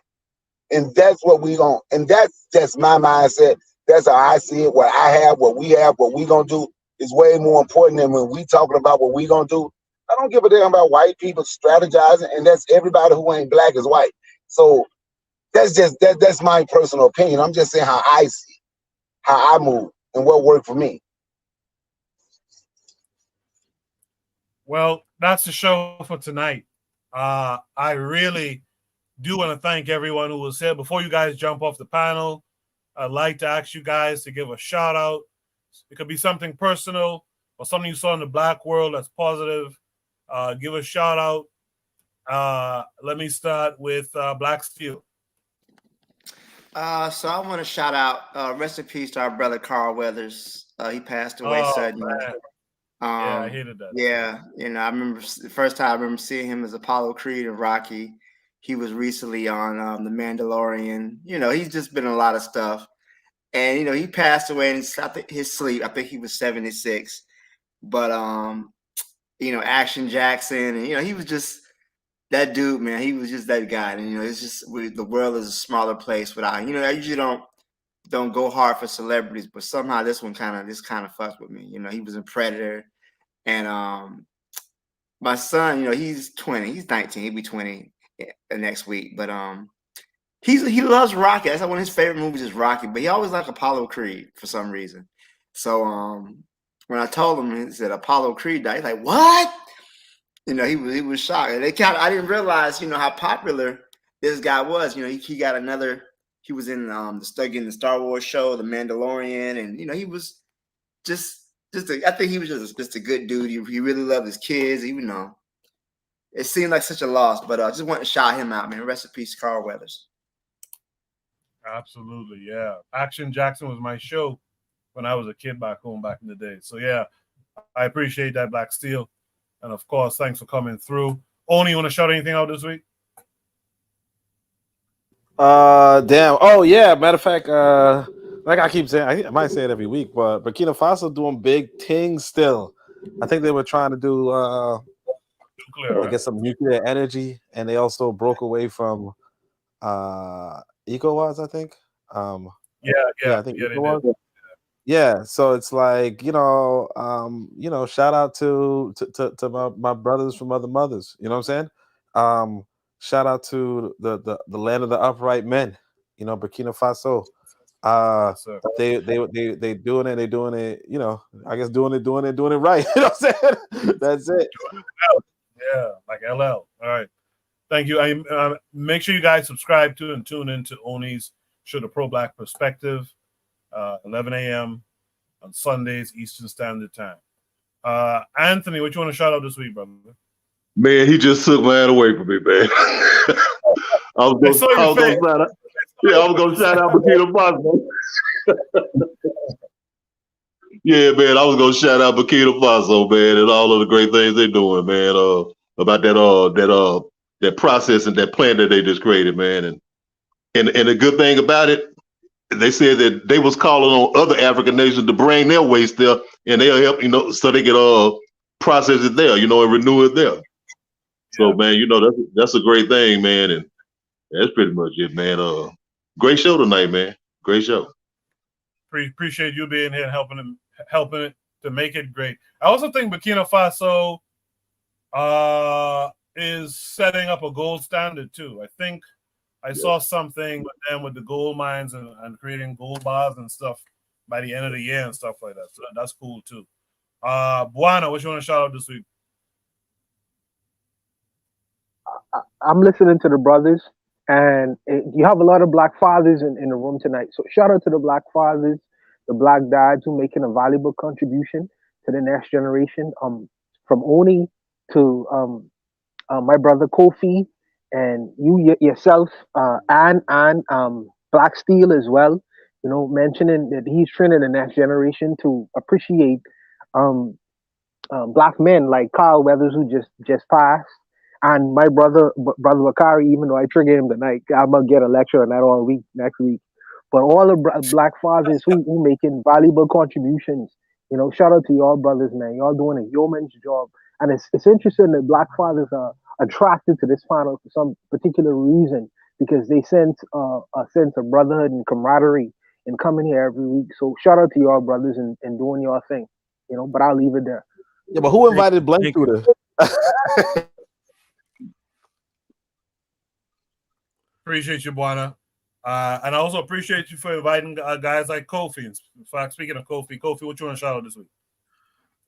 Yeah, thank you, Buana. Thank you. He invited me here, and I'm glad that he did. Thank you for that shout out. Basically nothing. Just anyone who's shout out to the people who's promoting Black History Month and Black history in its entirety, from Africa to present day. That is real Black history. So I shout out to anyone that's doing that, putting videos talking about that. Even though it's Black history all year, shout out to people that's doing that. That's really basically about it. I enjoyed the panel. I enjoyed the discussion. I enjoyed everybody here on the panel. It's good to hear Brother Bakari. I haven't heard Brother Bakari in a minute. He probably forgot me, but I haven't heard Brother Bakari in a minute. And again, you guys, I also have a YouTube channel. You guys are welcome to check it out and stuff like that. I have similar conversations like this, but I do look forward to every Saturday to chat with brothers like you. I really do appreciate it. And peace to everybody. Hey, what's the name of the show? It's Kofi the Black Critic. So I'll put it in. I'll put the link in the chat. You might not be able to put it in the private chat, and I'll copy it into the regular chat. But yeah, Kofi came up. His name is in the chat too. So if you click on it, right there, he made that comment about the gender war. If you click on that, you could follow him there too. I'll definitely follow as well right after I'm done here. Thank you, Kofi. Kofi, every Saturday, 8 p.m. Eastern Standard Time. All right. I got you. Thank you. Thank you for having me. If you have time, yeah. Joseph, you still there? You still eating? I'm finishing rolling a joint at this moment. So I wasn't eating. I was licking. But well,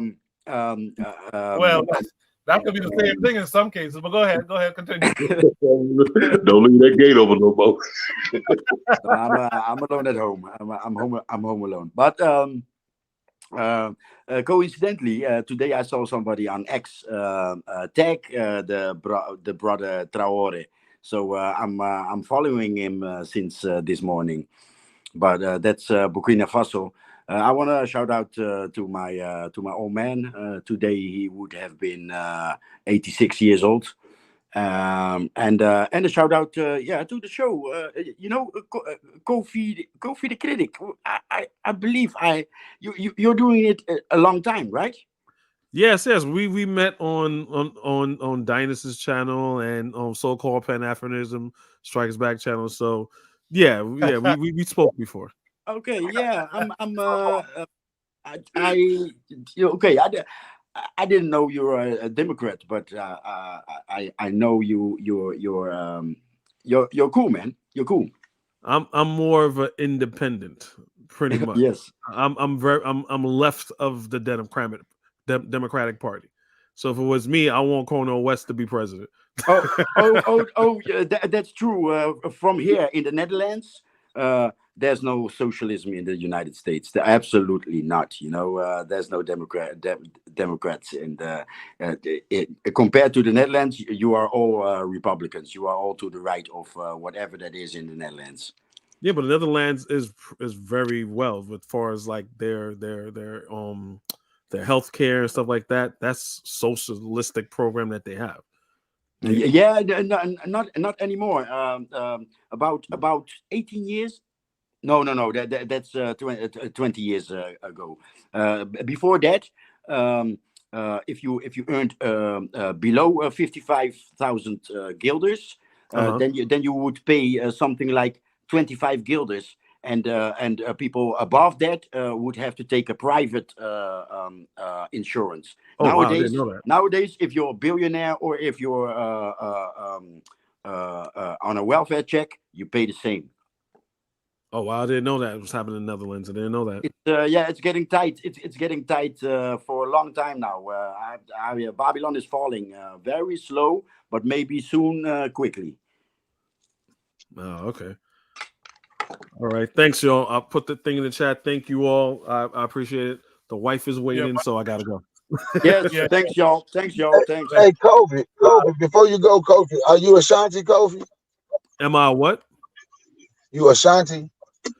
No. I use the word Kofi because I'm from Guyana, and Kofi was one of the liberators of Guyana. Peace with Oh, okay. I was just wondering because Kofi, that's Ashanti for Born on Yeah. Friday.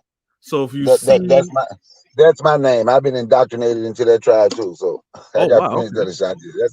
That's how I know that. Yeah. Wait a minute. Your name is Mapongo. Cameroonian.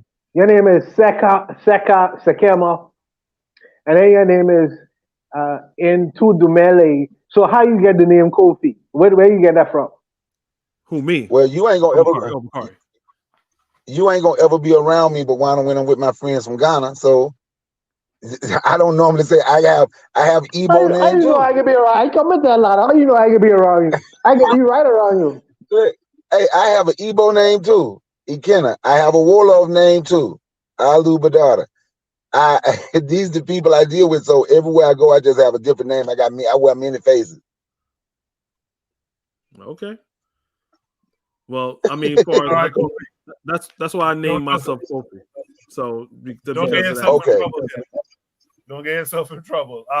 Bakari, what you want to shout out? I know you've been doing the black business stuff a couple of times this week. What do you want to shout out this week? Support black businesses. That's what I'm shouting out. I'm shouting out black business. Excuse me. I'm shouting out black businesses. Let's come together. Let's support black business. Let's come together. Let's create more. Let's create more black businesses. And I'm shouting out any black person that's standing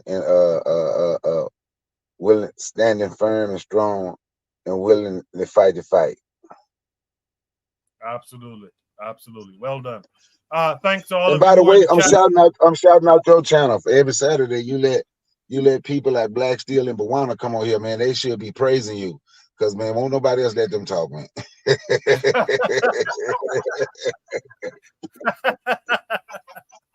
Nah, I consider all y'all my peoples, man. So I appreciate they know I'm just clowning.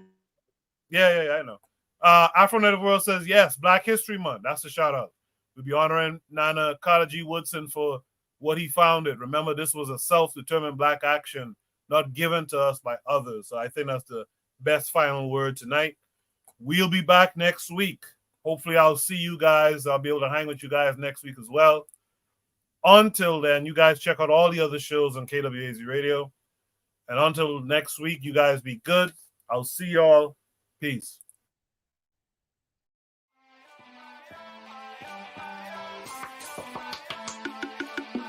Thanks for listening to the Bitter Medicine Podcast with your host, Koku.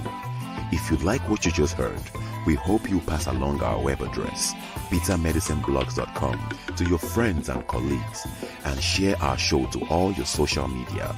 Be sure to check out our archive section on our website for previous podcasts. This has been a KWAZ radio production. Join us next time for another session of the Bitter Medicine Podcast.